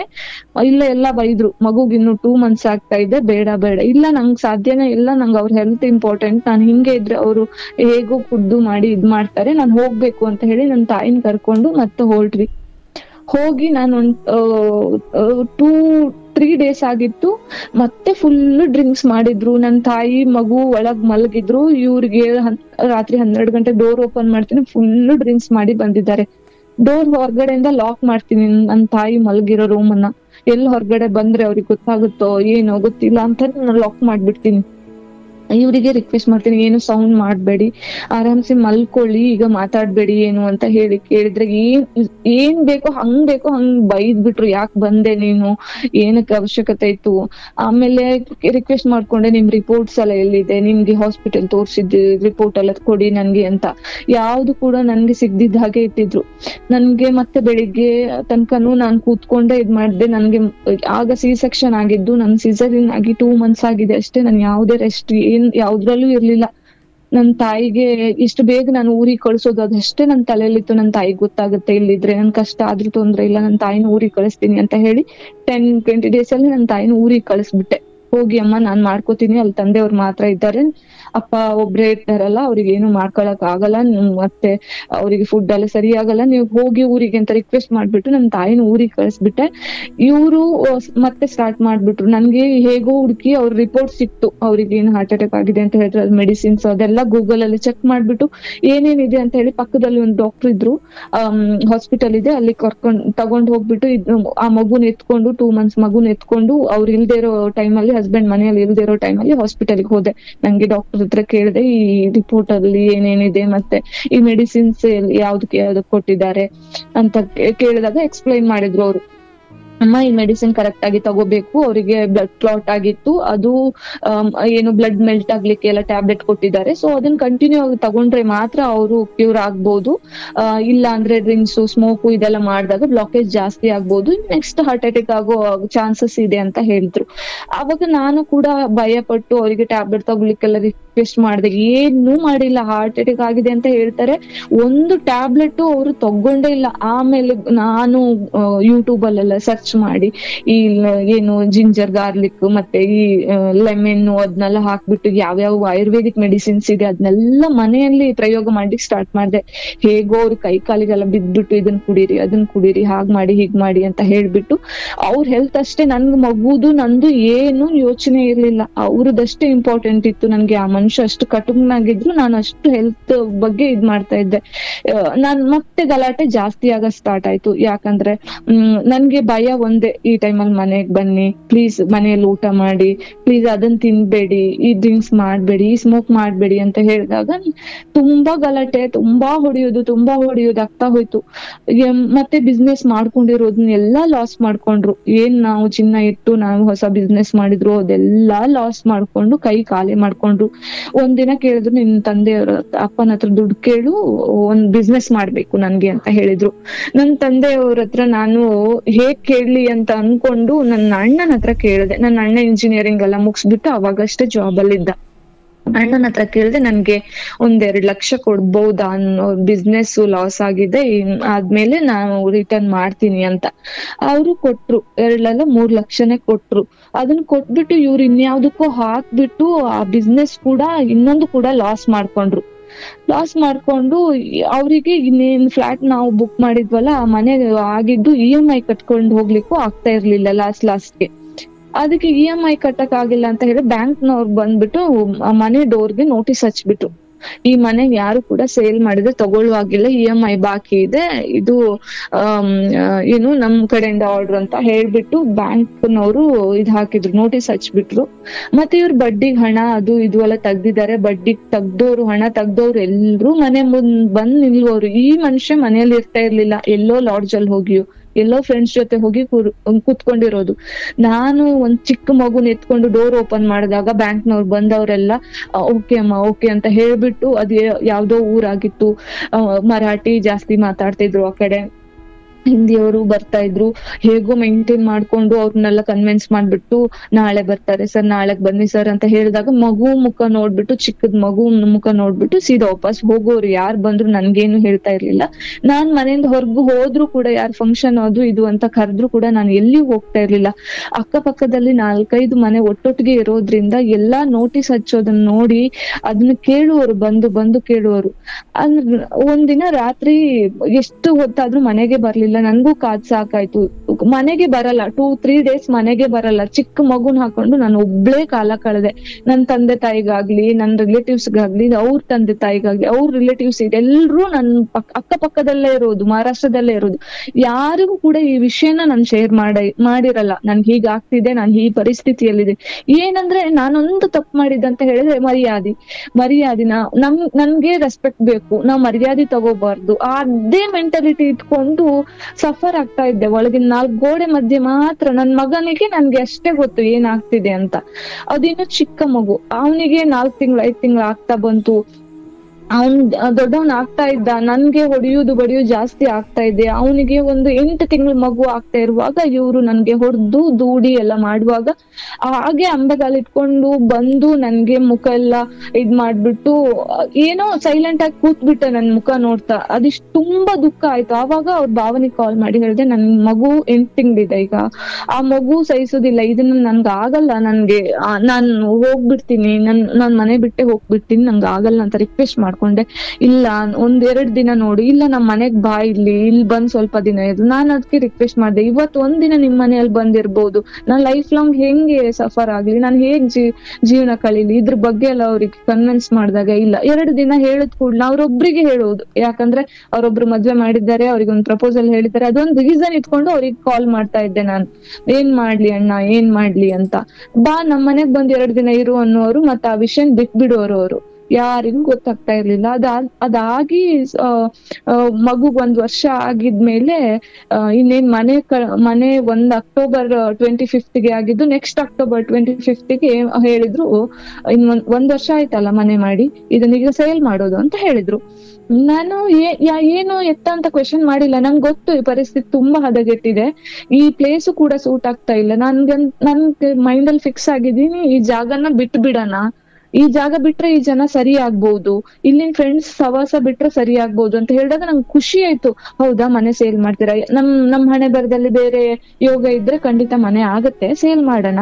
ಯಾವ ಕಡೆ ಹೋಗೋದು ಅಂತ, ಯಾವ ಕಡೆ ಅಂದ್ರೆ ಇನ್ನು ಮಹಾರಾಷ್ಟ್ರದಿಂದ ಸ್ವಲ್ಪ ಒಂದು 3 years ಕೊಲ್ಲಾಪುರ್ ಆ ಕಡೆ ಹೋಗೋಣ ಅಂತ ಹೇಳ್ಬಿಟ್ಟು ಕೊಲ್ಲಾಪುರ ಕಡೆ ಹೋಗಿ ನಾವು ಒಂದ್ ಬಿಸ್ನೆಸ್ ಮಾಡ್ತೀನಿ, ರಾತ್ರಿ ಹೊರಡ್ಬೇಕು, ರಾತ್ರಿ 12 ಗಂಟೆಗೆ ಕಾರ್ ತಗೊಂಡ್ ಬರ್ತೀನಿ, ನೀನ್ ಪ್ಯಾಕ್ ಮಾಡಿ ಇಡು ಅಂತ ಬ್ಯಾಂಕ್ನವರೆಲ್ಲ ನೋಟಿಸ್ ಹಚ್ಚಿ ಹೋಗಿದ್ರೆ ನಾವು ಹೆಚ್ಚಿಲ್ಲಿ ಇರೋದ್ ಬೇಡ ಅಂತ ಹೇಳಿ ರಾತ್ರಿ 12 ಗಂಟೆಗೆ ನನ್ನನ್ನು ಮಗುನು ಕೊಲ್ಲಾಪುರ್ ಕಡೆ ಕರ್ಕೊಂಡ್ ಹೋದ್ರು. ಅಲ್ಲಿ ಹೋಗುವಾಗ ಅಲ್ಲಿಯೂ ಕೂಡ ಮನೆ ರೆಡಿ ಮಾಡಿದ್ರು, ಮನೆ ಎಲ್ಲದೂ ಅಲ್ಲಿ ಅರೇಂಜ್ ಆಗಿತ್ತು. ನೋಡಿದ್ರು ಫಸ್ಟಿಗೆ ಒಂದು ಲಾಡ್ಜ್ ಬಿಸ್ನೆಸ್ ಮಾಡ್ಲಿಕ್ಕೆ ನನ್ನ ಅಣ್ಣಂದ್ರ ಹತ್ರ ದುಡ್ಡು ತಗೊಂಡು ಲಾಡ್ಜ್ ಬಿಸ್ನೆಸ್ ಕೂಡ ಎಲ್ಲದೂ ಆಗಿತ್ತು, ಎಲ್ಲ ಫಿಕ್ಸ್ ಆಗಿತ್ತು. ಅಲ್ಲಿ ಹೋದೆ ನಾನು, ಅಲ್ಲಿ ಹೋಗಿ ಒಂದು ಬಂಗ್ಲಾ ತರ ಇತ್ತು, ದೊಡ್ಡ ಮನೆ ಇತ್ತು. ಅಲ್ಲಿ ಹೋಗಿ ನಾವು ನಿಂತ್ವಿ. ಅಲ್ಲಿ ಹೋಗ್ತಾ ದಿನ ಕಳಿತಾ ಒಂದ್ 2 days ಚೆನ್ನಾಗಿತ್ತು. ಅದಾದ್ಮೇಲೆ ಅಲ್ಲಿ ಲಾಡ್ಜ್ ಬಿಸ್ನೆಸ್ ಅಲ್ವಾ, ಇನ್ನ ದಾಂಧಲೆ ಜಾಸ್ತಿ ಆಯ್ತು. ಇಲ್ಲಿ ತನ್ನ ರಿಲೇಟಿವ್ಸ್ ಮಾವ ಅತ್ತೆ ಎಲ್ಲ ಇದ್ದಾಗ್ಲೇ ಇವ್ರು ಅಕ್ಕಪಕ್ಕದಲ್ಲಿ ರಿಲೇಟಿವ್ಸ್ ಇದ್ದಾಗ್ಲೇ ಇವ್ರದ್ದೇ ಇದು ಮಾಡ್ತಾ ಇದ್ರು. ಅಲ್ಲಿ ಹೋದ್ಮೇಲೆ ಯಾರು ಇರ್ಲಿಲ್ಲ. ಒಂದ್ ಊರು ನನ್ಗೆ ಗೊತ್ತಿರೋದವ್ರು, ಅವ್ರಿಗೆ ಗೊತ್ತಿರೋದು ನಾನು, ಹಾಗೆ ಇತ್ತು. ಅಲ್ಲಿ ಹೋಗಿ ಎಲ್ಲರನ್ನು ಫ್ರೆಂಡ್ಶಿಪ್ ಮಾಡ್ಕೊಂಡ್ರು. ಫ್ರೆಂಡ್ಶಿಪ್ ಮಾಡಿ ಲಾಡ್ಜ್ ಅಲ್ವಾ, ಹೇಗಿನವ್ರು ಬರ್ತಾರೆ ಹೋಗ್ತಾರೆ ಅದೆಲ್ಲ ಸ್ಟಾರ್ಟ್ ಮಾಡಿದ್ರು. ಎಂತವ್ರು ಕೂಡ ಬರ್ತಾ ಇದ್ರು. ಅಲ್ಲಿ ಅವ್ರು ಕೂತ್ಕೊಳ್ಳೋದು, ಜೂಜಾಟ, ಪಬ್ಬು, ಅದು ಇದು ಎಲ್ಲ ಅಕ್ಕಪಕ್ಕದಲ್ಲೇ ಇತ್ತು. ಇವ್ರಿಗೆ ಮತ್ತೂ ಈಸಿ ಆಗಿ ಹೋಯ್ತು. ಇವ್ರು ಮಾಡೋ ಬಿಸ್ನೆಸ್ ಬಗ್ಗೆ ಕಾನ್ಸಂಟ್ರೇಟ್ ಬಿಟ್ಟು ಬರೀ ಜೂಜಾಟದ ಬಗ್ಗೆನೆ ಮತ್ತೆ ಅಲ್ಲಿ ಕಂಟಿನ್ಯೂ ಆಯ್ತು. ನನ್ನ ತಾಯಿ ಎಲ್ಲ ಏನ್ ಹೇಳಕ್ ಸ್ಟಾರ್ಟ್ ಮಾಡಿದ್ರು, ಏನಾಯ್ತು, ನೀನೇನು ಹೇಳ್ತಾ ಇಲ್ಲ, ಮನೆ ಸೇಲ್ ಮಾಡಿದ್ರಿ, ಅಲ್ಲಿ ಹೋಗಿದ್ದೀರಾ, ಈಗ ಏನ್ ಕತೆ, ನಂಗ್ ಜಾಸ್ತಿ ಕೇಳೋಕು ಭಯ ಆಗತ್ತೆ, ಏನಾಯ್ತು ಅಂತ ಮನೆಯವರು ಎನ್ಕ್ವೈರಿ ಮಾಡ್ಲಿಕ್ಕೆ ಸ್ಟಾರ್ಟ್ ಮಾಡಿದ್ರು. ಏನು ಶೇರ್ ಮಾಡ್ತಾ ಇಲ್ಲ, ಏನಾಯ್ತು ಅಂತ. ನಾನು ಏನು ಆಗಿಲ್ಲ, ಬಿಸ್ನೆಸ್ ಅಲ್ಲಿ ವೇರಿಯೇಷನ್ ಇರತ್ತಲ್ಲ ಹಾಗೆ ವೇರಿಯೇಷನ್ ಆಯ್ತು ಅಷ್ಟೇ. ಇಲ್ಲಿಂದ ಚೆನ್ನಾಗಿರತ್ತೆ, ಅಲ್ಲಿ ಸ್ವಲ್ಪ ಬಿಸ್ನೆಸ್ ಟೆನ್ಷನ್ ಇಂದ ಬೇಡ ಅಂತ ಬಿಟ್ಟಿದ್ದು. ಮನೆ ಅವರೇ ಮಾಡಿದ್ದಲ್ವಾ, ನಾವೇನ್ ಕೊಟ್ಟಿದ್ವು ಅವ್ರಿಗೆ? ಇಲ್ಲ ಅವ್ರು ನೋಡ್ಕೋತಾರೆ, ಅವ್ರಿಗೆ ಬೇಡ ಅನ್ಸ್ತು ಅವ್ರು ಸೇಲ್ ಮಾಡಿದ್ರು, ಅದ್ರ ಬಗ್ಗೆ ಯಾರು ತಲೆ ಹಾಕ್ಬೇಡಿ ಅಂತ ಹೇಳಿದೆ ನಾನೇ. ಬೇಡ, ಅದ್ರ ಬಗ್ಗೆ ಎನ್ಕ್ವೈರಿ ಮಾಡೋದ್ ಬೇಡ, ಅವ್ರಿಗೆ ಟೆನ್ಷನ್ ಆಗತ್ತೆ. ಅವ್ರೆಲ್ರು ಕೇಳಕ್ ಸ್ಟಾರ್ಟ್ ಮಾಡಿದ್ರು. ನನ್ಗೆ ಒಂದ್ ಭಯ ಆಯ್ತು, ಅವ್ರೆಲ್ರು ಕೇಳಕ್ ಸ್ಟಾರ್ಟ್ ಮಾಡಿದ್ರೆ ನಿನ್ ಮನೆಯವ್ರಿಗೆ ಹೇಳ್ದ್ಯಾ, ಅವ್ರಿಗೆ ಹೇಳ್ದ್ಯಾ, ಇವ್ರಿಗೆ ಹೇಳ್ದ್ಯಾ ಅಂತ ಹೇಳ್ಬಿಟ್ಟು ನಂಗೆ ಟಾರ್ಚರ್ ಕೊಡ್ತಾರೆ ಅಂತ ಹೇಳ್ಬಿಟ್ಟು ಅವ್ರನ್ನ ಸಪೋರ್ಟ್ ಮಾಡಿ ಮಾತಾಡ್ಬಿಟ್ಟು ನಾನು ಎಲ್ರನ್ನು ಸ್ಟಾಪ್ ಮಾಡಿಸಿದೆ.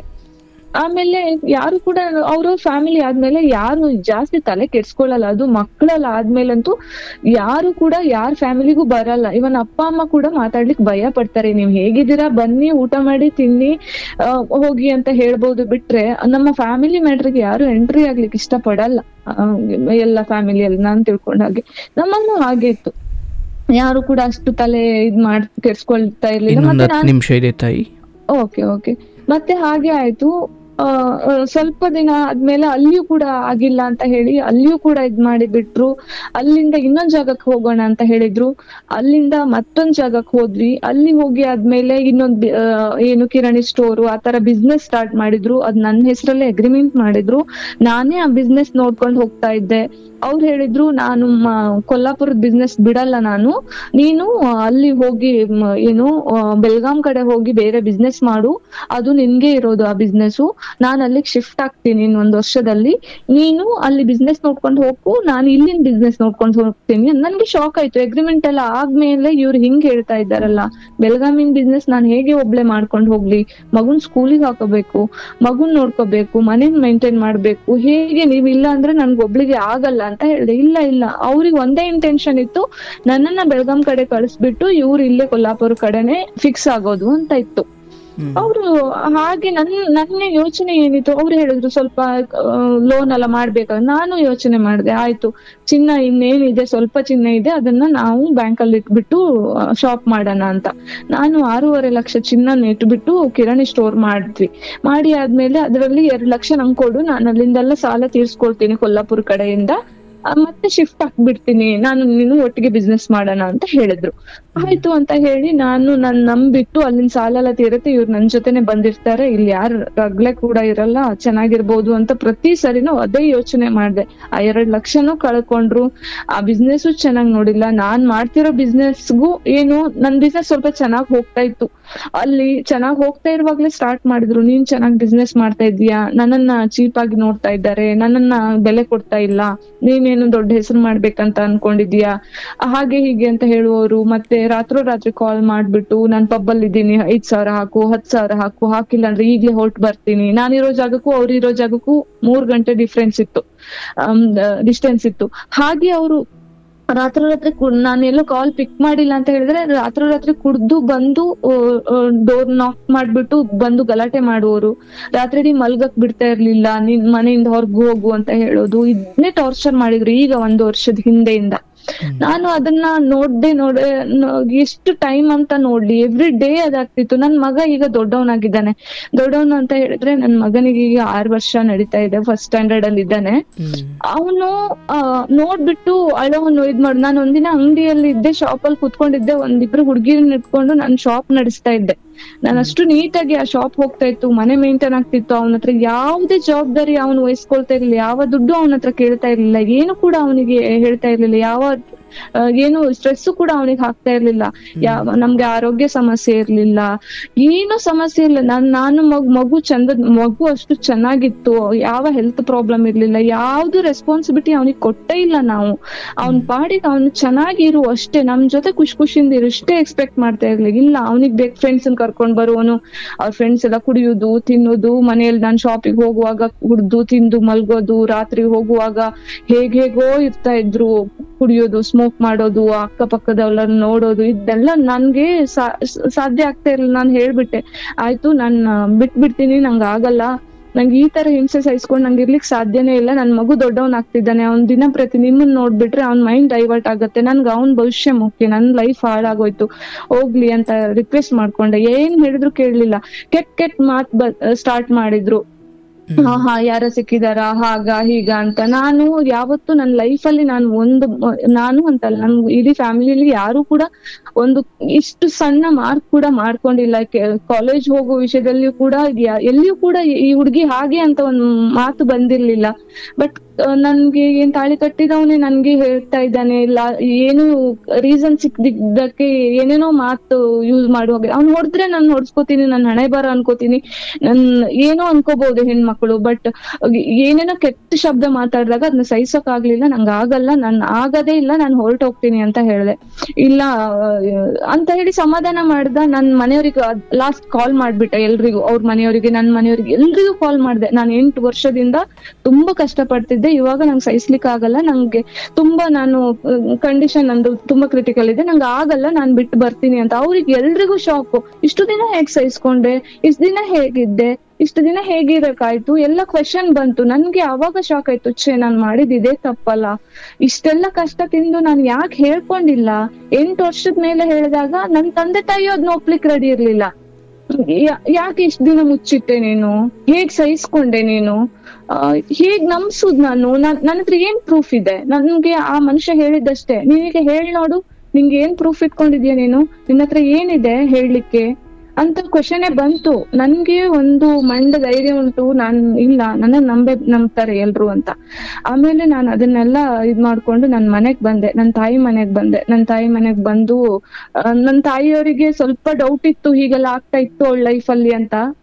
ಆಮೇಲೆ ಎಲ್ರಿಗೂ ಅನ್ಸ್ತು, ಮದ್ವೆ ಆಗೋ ಮುಂಚೆ ಇದೆಲ್ಲ ಸಿಗ್ನಲ್ ಇತ್ತಲ್ಲ ನಮ್ಗೆ, ಯಾಕೆ ನೆಗ್ಲೆಕ್ಟ್ ಮಾಡಿದ್ವಿ, ಯಾಕೆ ನಾವು ಅದನ್ನ ತಲೆ ಕೆಡ್ಸ್ಕೊಂಡಿಲ್ಲ, ಅವಳ ಲೈಫ್ ಹಾಳು ಮಾಡಿದ್ವಲ್ಲ, ಹಾಗೆ ಹೀಗೆ ಅನ್ಸ್ತು. ಎಲ್ಲ ರಿಲೇಟಿವ್ಸ್ ಹೇಳಿದ್ರು, ನಮಗೂ ಮೊದ್ಲು ಗೊತ್ತು ಆ ಹುಡುಗ ಹಾಗೆ ಅಂತ, ನಾವ್ ಹೇಳಕ್ ಬರ್ಲಿಲ್ಲ, ನಿಮ್ದು ಫಿಕ್ಸ್ ಆಗಿತ್ತಲ್ಲ, ಹಾಗಾಗಿ ಪಾಪ ಅವಳ ಭವಿಷ್ಯ ಹಾಳಾಯ್ತು ಅಂತ. ಎಲ್ರು ಪಾಪ ಅನ್ನೋದ್ರೊಳಗೆ ನನ್ ಜೀವನ ಕಳೀತು.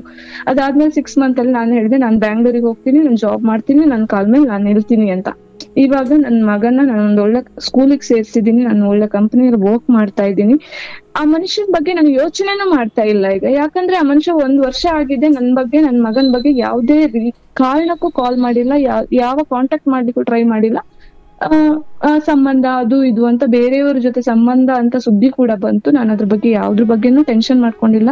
ಇವಾಗ ನನ್ನ ಮನೆಯವರು ಅದು ಲಾಯರ್ಗೆ ನೋಟಿಸ್ ಹಾಕಿ ಅದನ್ನೊಂದು ಕ್ಲಿಯರ್ ಮಾಡ್ಬೇಕು ಅಂತ ಯೋಚನೆಯಲ್ಲಿದ್ರು. ನನ್ಗೊಂದ್ ಬೇರೆ ಬದುಕು ಕೊಡ್ಸ್ಬೇಕು ಅಂತ ಅವರ ಯೋಚನೆ ಇದೆ, ನನ್ನ ತಂದೆ ತಾಯಿ ಅಣ್ಣಂದ್ರದ್ದು. ಬಟ್ ನಾನು ಯಾವ ಯೋಚನೆಯಲ್ಲೂ ಇಲ್ಲ. ನನ್ಗೆ ಒಂದೇ ಒಂದು, ನನ್ ಮಗನಿಗೆ ಚಂದದ ಲೈಫ್ ಕೊಡ್ಬೇಕು. ನಾನು ಬಂದಿರೋ ಕಷ್ಟಕ್ಕೆ ನಾನು ಹೆದರದೆ ನಾನು ಮುಂದೆ ಹೋಗ್ಬೇಕು. ಯಾವ ಕಾರಣಕ್ಕೂ ಕೆಟ್ಟ ದಾರಿಯಲ್ಲಿ ನಡಿಬಾರ್ದು, ಕೆಟ್ಟ ಯೋಚನೆ ಮಾಡ್ಬಾರ್ದು. ಅದೊಂದೇ ಮೈಂಡ್ ಅಲ್ಲಿ ಇಟ್ಕೊಂಡು ಜೀವನ ಮಾಡ್ತಾ ಇದ್ದೀನಿ. ಒಂದ್ ಮನೆ ಮಾಡಿದೀನಿ, ನನ್ನ ಅಕ್ಕನ ಮನೆ ಪಕ್ಕನೆ. ನನ್ ಮಗನು ಖುಷಿಯಿಂದ ಸ್ಕೂಲಿಗೆ ಹೋಗ್ತಾನೆ, ನಾನು ನೆಮ್ಮದಿಯಿಂದ ಊಟ ಮಾಡ್ಕೊಂಡು ಖುಷಿಯಿಂದ ಇದ್ದೀನಿ. ಈಗ 1 ವರ್ಷದಿಂದ 8 ವರ್ಷದಿಂದ ಸಹಿಸಿದ ನರಕ ಅದೀಗ ಎಷ್ಟು ಖುಷಿ ಕೊಡ್ತಿದೆ ನಂಗೆ. ನಾನು ಒಂದೇ ಪ್ರತಿ ಒಂದು ಹೆಣ್ಮಕ್ಳಿಗೆ ನಾನು ಹೇಳೋದು ಒಂದು ಇನ್ಸ್ಪಿರೇಷನ್ ಆಗ್ಬೇಕು ನನ್ ಕಡೆಯಿಂದ. ಏನಂದ್ರೆ ಯಾವ ಹೆಣ್ಮಕ್ಳು ಕೂಡ ಭವಿಷ್ಯದಲ್ಲಿ ಎಜುಕೇಶನ್ ಅನ್ನೋದನ್ನ ಹಾಳು ಮಾಡ್ಕೋಬೇಡಿ. ನಿಮ್ಗೆ ಸಿಕ್ಕಿರೋ ಟೈಮ್ ಅಲ್ಲಿ ನೀವು ಓದುದು, ನಿಮ್ಗೆ ಏನ್ ಕಾನ್ಸಂಟ್ರೇಟ್ ಮಾಡ್ಬೇಕು ಅದ್ ಮಾಡಿ. ಹೆಣ್ಣು ಹೊನ್ನು ಮಣ್ಣು ಅಂತಿದ್ ನಮ್ಮ ಹಣೆಯಲ್ಲಿ ಏನ್ ಬರ್ದಿದೆಯೋ ಅದು ಖಂಡಿತವಾಗಿ ಅದಾಗಿ ಅದು ಸಿಗ್ತದೆ.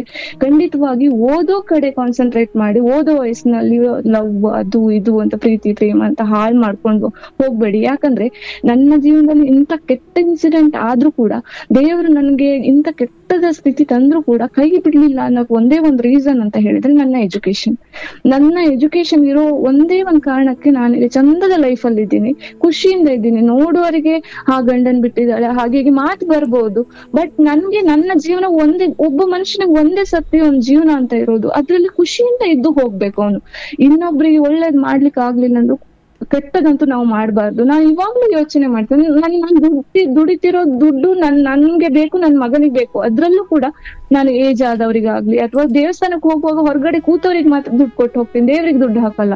ಯಾಕಂದ್ರೆ ನಾವು ಯಾವ್ದನ್ನು ಕೊಟ್ಟು ಕೇಳಿ ಹಣಕಾಸಿನಿಂದ ಯಾವ್ದನ್ನು ಪ್ರೀತಿ ಪ್ರೇಮ ಆಗ್ಲಿ ಏನ್ ಮನಶಾಂತಿ ಅಂತಾರಲ್ಲ ಯಾವ್ದನ್ನು ಕೊಂಡ್ಕೊಳ್ಲಿಕ್ ಆಗಲ್ಲ. ನಮ್ಮಿಂದ ನಾವು ಖುಷಿಯಿಂದ ಇರ್ಬೇಕಂತ ಹೇಳಿದ್ರೆ ಯಾವ ಸಿಚುವೇಶನ್ ಬಂದ್ರೂ ಕೂಡ ನಾವು ಸ್ಟ್ರಾಂಗ್ ಆಗಿರ್ಬೇಕು ಅಷ್ಟೇ. ಈ ಬದುಕಲ್ಲಿ ನಾನು ಹೋಗಿ ಸುಸೈಡ್ ಮಾಡ್ಕೋಬಹುದಿತ್ತು, ನಾನು ಸಾಯ್ಬಹುದಿತ್ತು. ಹೋದ್ರೆ ಹೇಳ್ತಾರೆ ನಮ್ಮ ಹತ್ರ ಹೇಳ್ಬಹುದಿತ್ತು, ಯಾಕೆ ಹೋದ್ಲು, ನಾವೆಲ್ಲ ಇದ್ವಿ ಅಲ್ಲ. ಈಗ ಇಲ್ಲಿದ್ದಾಗ ಯಾರು ಇಲ್ಲ, ಹೇಗಿದ್ದೀಯಾ ನೀನು ಅಂತ ಯಾರು ಕೇಳ್ತಾ ಇಲ್ಲ. ನನ್ ತುಂಬಾ ದೊಡ್ಡ ಕುಟುಂಬ, ಯಾರು ಕೂಡ ಕೇಳ್ತಾ ಇಲ್ಲ. ಬಟ್ ಎಲ್ರಿಗೂ ನಾನು ಒಳ್ಳೆಯವಳು, ಎಲ್ರು ಚೆನ್ನಾಗಿ ಮಾತಾಡ್ತಾರೆ, ನೀನ್ ಸ್ಟ್ರಾಂಗ್, ಇವರ ಗ್ರೇಟ್ ಅಂತ ಎಲ್ರು ಕೂಡ ಕೊಂಡಾಡ್ತಾರೆ ಈಗ್ಲೂ ಕೂಡ. ಬಟ್ ಯಾರು ಎಕ್ಸೆಪ್ಟ್ ಮಾಡಲ್ಲ ಗಂಡನ್ ಬಿಡೋದಂದ್ರೆ ಅಷ್ಟು ಈಸಿ ಅಂದ್ರೆ ತಾಳಕ್ ಆಗ್ತಾ ಇರ್ಲಿಲ್ಲ ಅಂತ 8 ವರ್ಷ ಸಹಿಸಿದ್ದು ನಾನು. ಲಾಸ್ಟ್ ಮೂಮೆಂಟ್ ನನ್ಗೆ ಆಗ್ತಾನೆ ಇರ್ಲಿಲ್ಲ. ಒಂದೇ ಸಾಯ್ಬೇಕು, ಒಂದೇ ನಾನ್ ಸ್ಟ್ರಾಂಗ್ ಆಗಿ ಬದುಕ್ಬೇಕು, 2 ಆಪ್ಷನ್ ಇತ್ತು. ನಾನ್ ಬದುಕೋ ಇದನ್ನ ಚಾಯ್ಸ್ ಮಾಡ್ಕೊಂಡೆ. ನಾನು ಯಾರೋ ಕೆಟ್ಟ ಇದ್ರಿಂದ ನಾನ್ ಯಾಕೆ ಬಲಿ ಆಗ್ಬೇಕು, ಅಷ್ಟೇ ಒಂದು ಸಾಯೋ ಯೋಚನೆ ಯಾರು ಕೂಡ ಮಾಡ್ಕೊಡುದು. ಯಾಕಂದ್ರೆ ದೇವ್ರು ನೀವು ಅದ್ರಿಂದ ತಪ್ಸಿ ಬಂದ್ರೆ ನಿಮ್ಗೆ ಎಲ್ಲಾದ್ರೂ ಒಂದ್ ದಾರಿ ಕೊಡ್ತಾನೆ ಅಂತ ಹೇಳಕ್ಕೆ ಬೆಸ್ಟ್ ಎಕ್ಸಾಂಪಲ್ ನಾನೇ ಅಂತ ಹೇಳ್ಬೋದು. ನಾನು ಯೋಚನೆನೂ ಮಾಡ್ಲಿಲ್ಲ. 10 ವರ್ಷ ಹೌಸ್ ವೈಫ್, 8 ವರ್ಷ ಹೌಸ್ ವೈಫ್ ಆಗಿ ಮನೆಯಲ್ಲಿ ಯಾವ್ದು ಎಲ್ಲಾ ಕೆಲಸ ಮಾಡ್ಕೊಂಡು ಇದ್ದವಳು ಇಲ್ಲಿ ಬಂದು ಒಂದು ಒಳ್ಳೆ ಕಂಪನಿಯಲ್ಲಿ ನಾನು ಇಷ್ಟು ವರ್ಕ್ ಮಾಡಿ ನಾನು ಇಷ್ಟು ದುಡ್ಡು ಈಗ ಸಂಪಾದನೆ ಮಾಡ್ತಾ ಇದ್ದೀನಿ. ನನ್ನ ಸ್ಟ್ರೆಂತಿನ ನಾನು ಇದ್ದೀನಿ ಅಂತ ಹೇಳಿದ್ರೆ ನನ್ಗೆ ಪ್ರೌಡ್ ಫೀಲ್ ಆಗತ್ತೆ. ಏನೋ ಒಂದ್ ಕೆಟ್ಟ ಗಳಿಗೆಯಲ್ಲಿ ಆಯ್ತು, ಅದನ್ನೆಲ್ಲ ಮರ್ತು ನಾನು ಒಂದು ಹೊಸ ಜೀವನ ನನ್ನ ಮಗನ ಜೊತೆ ನಾನು ಮಾಡ್ತಾ ಇದ್ದೀನಿ ಅಂತ ಹೇಳಿದ್ರೆ ಆ ದೇವ್ರು ಕೊಟ್ಟಿರೋ ದಾರಿ. ದೇವ್ರು ನಾವು ಒಳ್ಳೇದ್ ಮಾಡಿದ್ರೆ ಒಳ್ಳೇದೇ ಮಾಡ್ತಾನೆ. ನಮ್ಗೆ ಎಷ್ಟು ಕಷ್ಟ ಕೊಟ್ಟಿದ್ರು ಮಾತ್ರ ಕೈ ಮಾತ್ರ ಬಿಡಲ್ಲ. ನಾವ್ ಅನ್ಕೋತೀವಿ ದೇವ್ರು ನಮ್ಗೆಲ್ಲಾ ಕಷ್ಟ ಕೊಟ್ಟ ಅಂತ, ಯಾವತ್ತೂ ನಮ್ಗೆ ಕೈ ಬಿಡಲ್ಲ ದೇವ್ರು ಒಳ್ಳೆತನದಲ್ಲಿದ್ರೆ. ನಿಯತ್ತಾಗಿ ನಾವು ದುಡಿಬೇಕು, ನಿಯತ್ತಾಗಿ ಇರ್ಬೇಕು, ಆದ್ರೆ ಇನ್ನೊಬ್ರಿಗೆ ಹೆಲ್ಪ್ ಮಾಡ್ಬೇಕು, ಇಲ್ಲ ಅಂದ್ರೆ ಹಾಗೆ ಇರ್ಬೇಕು.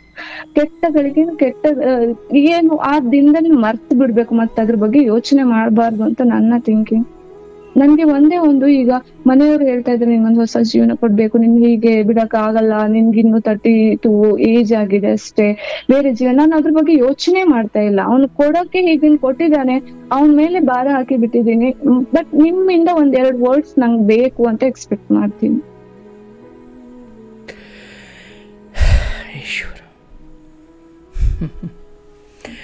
ನಾನು ಹೇಳೋಕ್ಕಿಂತ ಮುಂಚೆ ಕಡೆಯ 3 ನಿಮಿಷದಲ್ಲಿ ಏನು ಮಾತಾಡ್ದಲ್ಲವ, ಅದು ಸಾವಿರಾರು ಹೆಣ್ಮಕ್ಳಿಗೊಂದು ಪಾಠ. ಬಹುಶಃ ಇಂಥದ್ದೇನೋ ಒಂದು ಕೆಟ್ಟಗಳಿಗೆ ಅಥವಾ ನಮ್ಮ ಎಲ್ಲ ಅನಿಸಿಕೆಗಳ ವಿರುದ್ಧ ಬದುಕು ನಿಂತಾಗ, ಅಥವಾ ನಾವು ಅಂದುಕೊಂಡಂಗೆ ಏನೂ ಆಗದೇ ಇದ್ದಾಗ ನಿನ್ನ ರೀತಿಯಲ್ಲಿ ಒಂದು ಆತ್ಮಸ್ಥೈರ್ಯ ತಂದುಕೊಂಡು ಬದುಕಲ್ಲಿ ಚಿಕ್ಕಪ್ಪ ದೊಡ್ಡಪ್ಪ ಗಂಡ ಮಕ್ಕಳು ನನ್ನ ಅಸ್ತಿತ್ವದ ನಂತರವೇ ಇವರೆಲ್ಲರೂ ಬರ್ತಾರೆ, ಹೌದಲ್ಲವಾ? ನನ್ನ ಅಸ್ತಿತ್ವವನ್ನೇ ನಾಶ ಮಾಡಿಕೊಂಡು ಇವರೆಲ್ಲರಿಗೂ ಉತ್ತರ ಕೊಡೋದು ಅದೊಂದು ಬಹಳ ಎಮೋಷನಲಿ ಫೂಲಿಶ್ನೆಸ್, ಅದೊಂದು ಭಾವನಾತ್ಮಕ ಮೂರ್ಖತನ. ನನ್ನ ಅಸ್ತಿತ್ವವನ್ನು ನಾನು ಮೊದಲ ಆದ್ಯತೆ ಕೊಡೋದು ಅದು ಪ್ರತಿ ಜೀವಿಗಳ, ಅಂದರೆ ಉಳಿವಿಗಾಗಿ ಹೋರಾಟ ಅನ್ನೋದಿದೆಯಲ್ಲ, ಇವನ್ ಒಂದು ತಾಯಿ ಒಂದು ಮಗ ಅದೆಷ್ಟೇ ಭಾವನಾತ್ಮಕವಾಗಿರ್ಬೋದು, ಆದರೆ ಒಂದು ಸಡನ್ನಾಗೇನೋ ಬೆಂಕಿ ಹತ್ಕೊಳ್ಳೋದು, ಸಡನ್ನಾಗೇನೋ ಆಯಿತು ಅಂದಾಗ ಸಂಬಂಧಗಳು ಮರೆತೋಗಿ ನಾನು ಬದುಕಬೇಕು ಅನ್ನೋ ಭಾವನೆ ಬಂದೇ ಬರುತ್ತಲ್ಲವ. ಹೌದು. ಅದು ತಪ್ಪು ಅಂತ ಹೇಳಲಿಕ್ಕಾಗಲ್ಲ. ಯಾಕಂದರೆ ನಾನು ಒಬ್ಬ ಮನುಷ್ಯನಾಗಿ ಜನನವಾದ ಮೇಲೆ ನನಗೊಂದಷ್ಟು ಸಂಬಂಧಗಳು ಅಂಟಿಕೊಂಡು ನನ್ನ ಅಸ್ತಿತ್ವವೇ ಇಲ್ಲ ಅಂದಾಗ ನನಗೆ ಯಾವ ಸಂಬಂಧಗಳು, ಯಾವ ಗಂಡ, ಯಾವ ಬಿಸ್ನೆಸ್ಸು. ಇಲ್ಲಿ ಒಂದು ಹೆಣ್ಮಗಳಾಗಿ ತುಂಬ ಸುಖವಾಗಿ ಬೆಳೆದು ಎಲ್ಲ ರೀತಿಯಲ್ಲೂ ತಂದೆ ತಾಯಿ ತುಂಬ ಕುಟುಂಬದಲ್ಲಿ ಪ್ರೀತಿಯಿಂದ ಬೆಳೆದು ಬಂದ ನೀವು ಇಲ್ಲಿ ಗೊತ್ತಿದ್ದು ಇವತ್ತು ನೋಡವ್ವ 4 ಜನ ಕಾಲೇಜ್ ಓದಬೇಕಾದ್ರೆ ತಪ್ಪು ಆಯ್ಕೆ ಮಾಡಿಕೊಂಡು, ಕಾಲೇಜಲ್ಲಿ ಹೋಗಬೇಕಾದ್ರೆ ಕೆಟ್ಟ ದಾರಿಯಲ್ಲಿ ಹೋಗಿ ಕೆಟ್ಟ ಆಯ್ಕೆ ಮಾಡಿಕೊಂಡು ಕೆಟ್ಟ ಜೀವನ ಅನುಭವಿಸೋರು ಒಂದು ಕಡೆ ಆದ್ರೆ, ಏನೋ ಮಾಡದೆ ಕೆಟ್ಟ ಜೀವನ ಅನುಭವಿಸೋದು. ನಾನು ಅದೇ ನಿಮ್ಮ ಹತ್ರ ಕೇಳ್ಬೇಕಂತ ಇದ್ದೀನಿ. ನೋಡಿ, ನಾನು ಯಾರಿಗೂ ಮೋಸ, ನನ್ಗೆ ಪ್ರತಿದಿನ ನಾನು ಏನಾದ್ರೂ ಯೋಚನೆಯಲ್ಲಿ ನನ್ನ ಮಗನ ಏನಾದ್ರೂ ಅವ್ನ್ ತುಂಟಾಟ ನೋಡ್ಬಿಟ್ಟು ಇದನ್ನೆಲ್ಲಾದ್ರೂ ತಂದೆ ಆದವ್ರು ಎಂಜಾಯ್ ಮಾಡ್ಬೇಕು ಇದನ್ನ ಅಂತ ಎಕ್ಸ್ಪೆಕ್ಟ್ ಮಾಡ್ತೀವಿ. ಕೆಲವೊಮ್ಮೆ ನಂಗೆ ದುಃಖ ಆಗತ್ತೆ. ನಾನು ಎಷ್ಟು ಖುಷಿಯಿಂದ ಇರ್ತೀನಿ ಅಂತ ಹೇಳಿದ್ರೆ ಆಫೀಸಲ್ಲಿ ಎಲ್ಲ ಹೇಳುವವರು, ನೀವ್ ಎಷ್ಟು ಖುಷಿಯಲ್ಲಿ ಇರ್ತೀರಾ, ಹೇಗೆ ನಿಮ್ಗೆ ಹೇಗ್ ಖುಷಿಯಲ್ಲಿ ಇರ್ತೀರಾ ಅಂದ್ರೆ ನನ್ನ ಮನ್ಸಿನೊಳಗೆ ಅಷ್ಟು ನೋವಿದೆ ಅಂತ ಹೇಳಿ ಯಾರಿಗೂ ಗೊತ್ತಾಗ್ತಿಲ್ಲ ಅಲ್ಲಿ. ಬಟ್ ನಾನೀಗ ಹೇಳ್ತಾ ಇರೋದು, ನಾನು ಯಾರಿಗೂ ಮೋಸ ಮಾಡಿಲ್ಲ, ನಾನು ಎಲ್ಲಿಯೂ ತಪ್ಪು ಮಾಡಿಲ್ಲ, ಅದನ್ನ ನಾನು ಎಲ್ಲಿ ಬೇಕಾದ್ರೆ ಹೇಳ್ತೀನಿ. ಆದ್ರೆ ನನ್ನ ಜೀವನದಲ್ಲಿ ಯಾಕೆ ಹೀಗಾಯ್ತು ಅನ್ನೋದೇ ನಂಗೆ ಯಕ್ಷ ಪ್ರಶ್ನೆ ಆಗ್ಬಿಟ್ಟಿದೆ. ನಂಗೆ ಗೊತ್ತಿಲ್ಲ ಯಾಕೆ ಹೀಗಾಯ್ತು, ನನ್ಗೆ ಏನ್ ತಪ್ಪು ಮಾಡಿ ಹೀಗಾಯ್ತು. ಹೇಳ್ತಾರೆ ನೀವು ಒಳ್ಳೇದ್ ಮಾಡಿದ್ರೆ ನಿಮ್ಗೆ ಒಳ್ಳೇದೇ ಆಗತ್ತೆ ಜೀವನದಲ್ಲಿ ಅಂತ. ಬಟ್ ನನ್ನ ಲೈಫ್ ಅಲ್ಲಿ ಯಾಕೆ ಹೀಗಾಯ್ತು, ನನ್ಗೆ ಯಾರು ಆನ್ಸರ್ ಮಾಡ್ತಾರೆ ಇದಕ್ಕೆ? ಕೇಳಿಸ್ಕೊತಾಯಿ, ಇಲ್ಲಿ ನೀನು ಅರ್ಥ ಮಾಡ್ಕೊಳ್ಬೇಕಾಗಿರೋ ಒಂದು ಗ್ರೇಟ್ ಫಿಲಾಸಫಿ ಇದೆ ನೋಡಿ. ಒಂದು ಮಗು ಜಾತ್ರೆಯಲ್ಲಿ ಕಳೆದೋಯ್ತು ಅಂದಾಗ ನಾವು ಆ ತಪ್ಪನ್ನು ಅಥವಾ ಕಳೆದೋಗಿದ್ದನ್ನು ಮಗುವಿನ ಮೇಲೆ ಹಾಕ್ಲಿಕ್ಕಾಗಲ್ಲ. ಆ ಮಗುವನ್ನು ಯಾರು ನಡೆಸಿಕೊಂಡು ಹೋಗಬೇಕಿತ್ತು ಅವರ ಮೇಲೆ ಆ ತಪ್ಪು ಬರುತ್ತೆ, ಹೌದಲ್ಲವಾ? ಅಯ್ಯೋ ನಾನೇನು ತಪ್ಪು ಮಾಡಿಲ್ಲ, ನಾನು ಯಾಕೆ ಜಾತ್ರೆಯಲ್ಲಿ ಕಳೆದು ಹೋದೆ ಅಂತ ಮಗು ಹೇಳಂಗಿಲ್ಲ. ಯಾಕಂದರೆ ಒಂದು ಹಂತಕ್ಕೆ ಬರೋವರೆಗೂ ಆ ಮಗು ಕಳೆದು ಹೋಗೋದು ಅಥವಾ ಸೇಫ್ ಆಗಿರೋದು ಅದು ಪೋಷಕರ ಜವಾಬ್ದಾರಿಯಾಗಿರುತ್ತೆ. ಯಾವ ತಂದೆ ನನ್ನನ್ನು ಪ್ರೀತಿಯಿಂದ ಬೆಳೆಸಿದ್ರು, ಯಾವ ಮನೆ ನನಗೆ ಭಾಳ ಮುದ್ದಾಗಿ ಬೆಳೆಸ್ತು ಅಂತ ಹೇಳ್ತಾ ಇದೆಯೋ ಅವರ ಎಡವಟ್ಟುಗಳು, ನೀನೊಂದು ಮಗು ಮತ್ತು ಅವರು ಈ ಬದುಕೆಂಬ ಜಾತ್ರೆಯಲ್ಲಿ ಸ್ವಲ್ಪ ನಿರ್ಲಕ್ಷ್ಯ ಮಾಡಿದ್ರು. ನನ್ನ ಪೋಷಕರು ಮಾಡೋ ಎಡವಟ್ಟು ಸ್ವಯಂ ನಾನು ಆ ಮನೆಯ ಎಲ್ಲ ಸಂತೋಷವನ್ನು ಅನುಭವಿಸಿರೋಳಾಗಿ ಆ ಮನೆಯ ಒಂದಷ್ಟು ಎಡವಟ್ಟು ನಿರ್ಧಾರಗಳ ಪ್ರತಿಫಲವನ್ನು ನಾನು ಅನುಭವಿಸಬೇಕಾಗುತ್ತೆ. ನನಗೆ ನೀವೆಷ್ಟು ಒಳ್ಳೆಯವರು ಅದು ಮುಖ್ಯ ಅಲ್ಲ, ನಿಮ್ಮನ್ನು ಪೋಷಣೆ ಮಾಡಬೇಕಾಗಿರೋರು.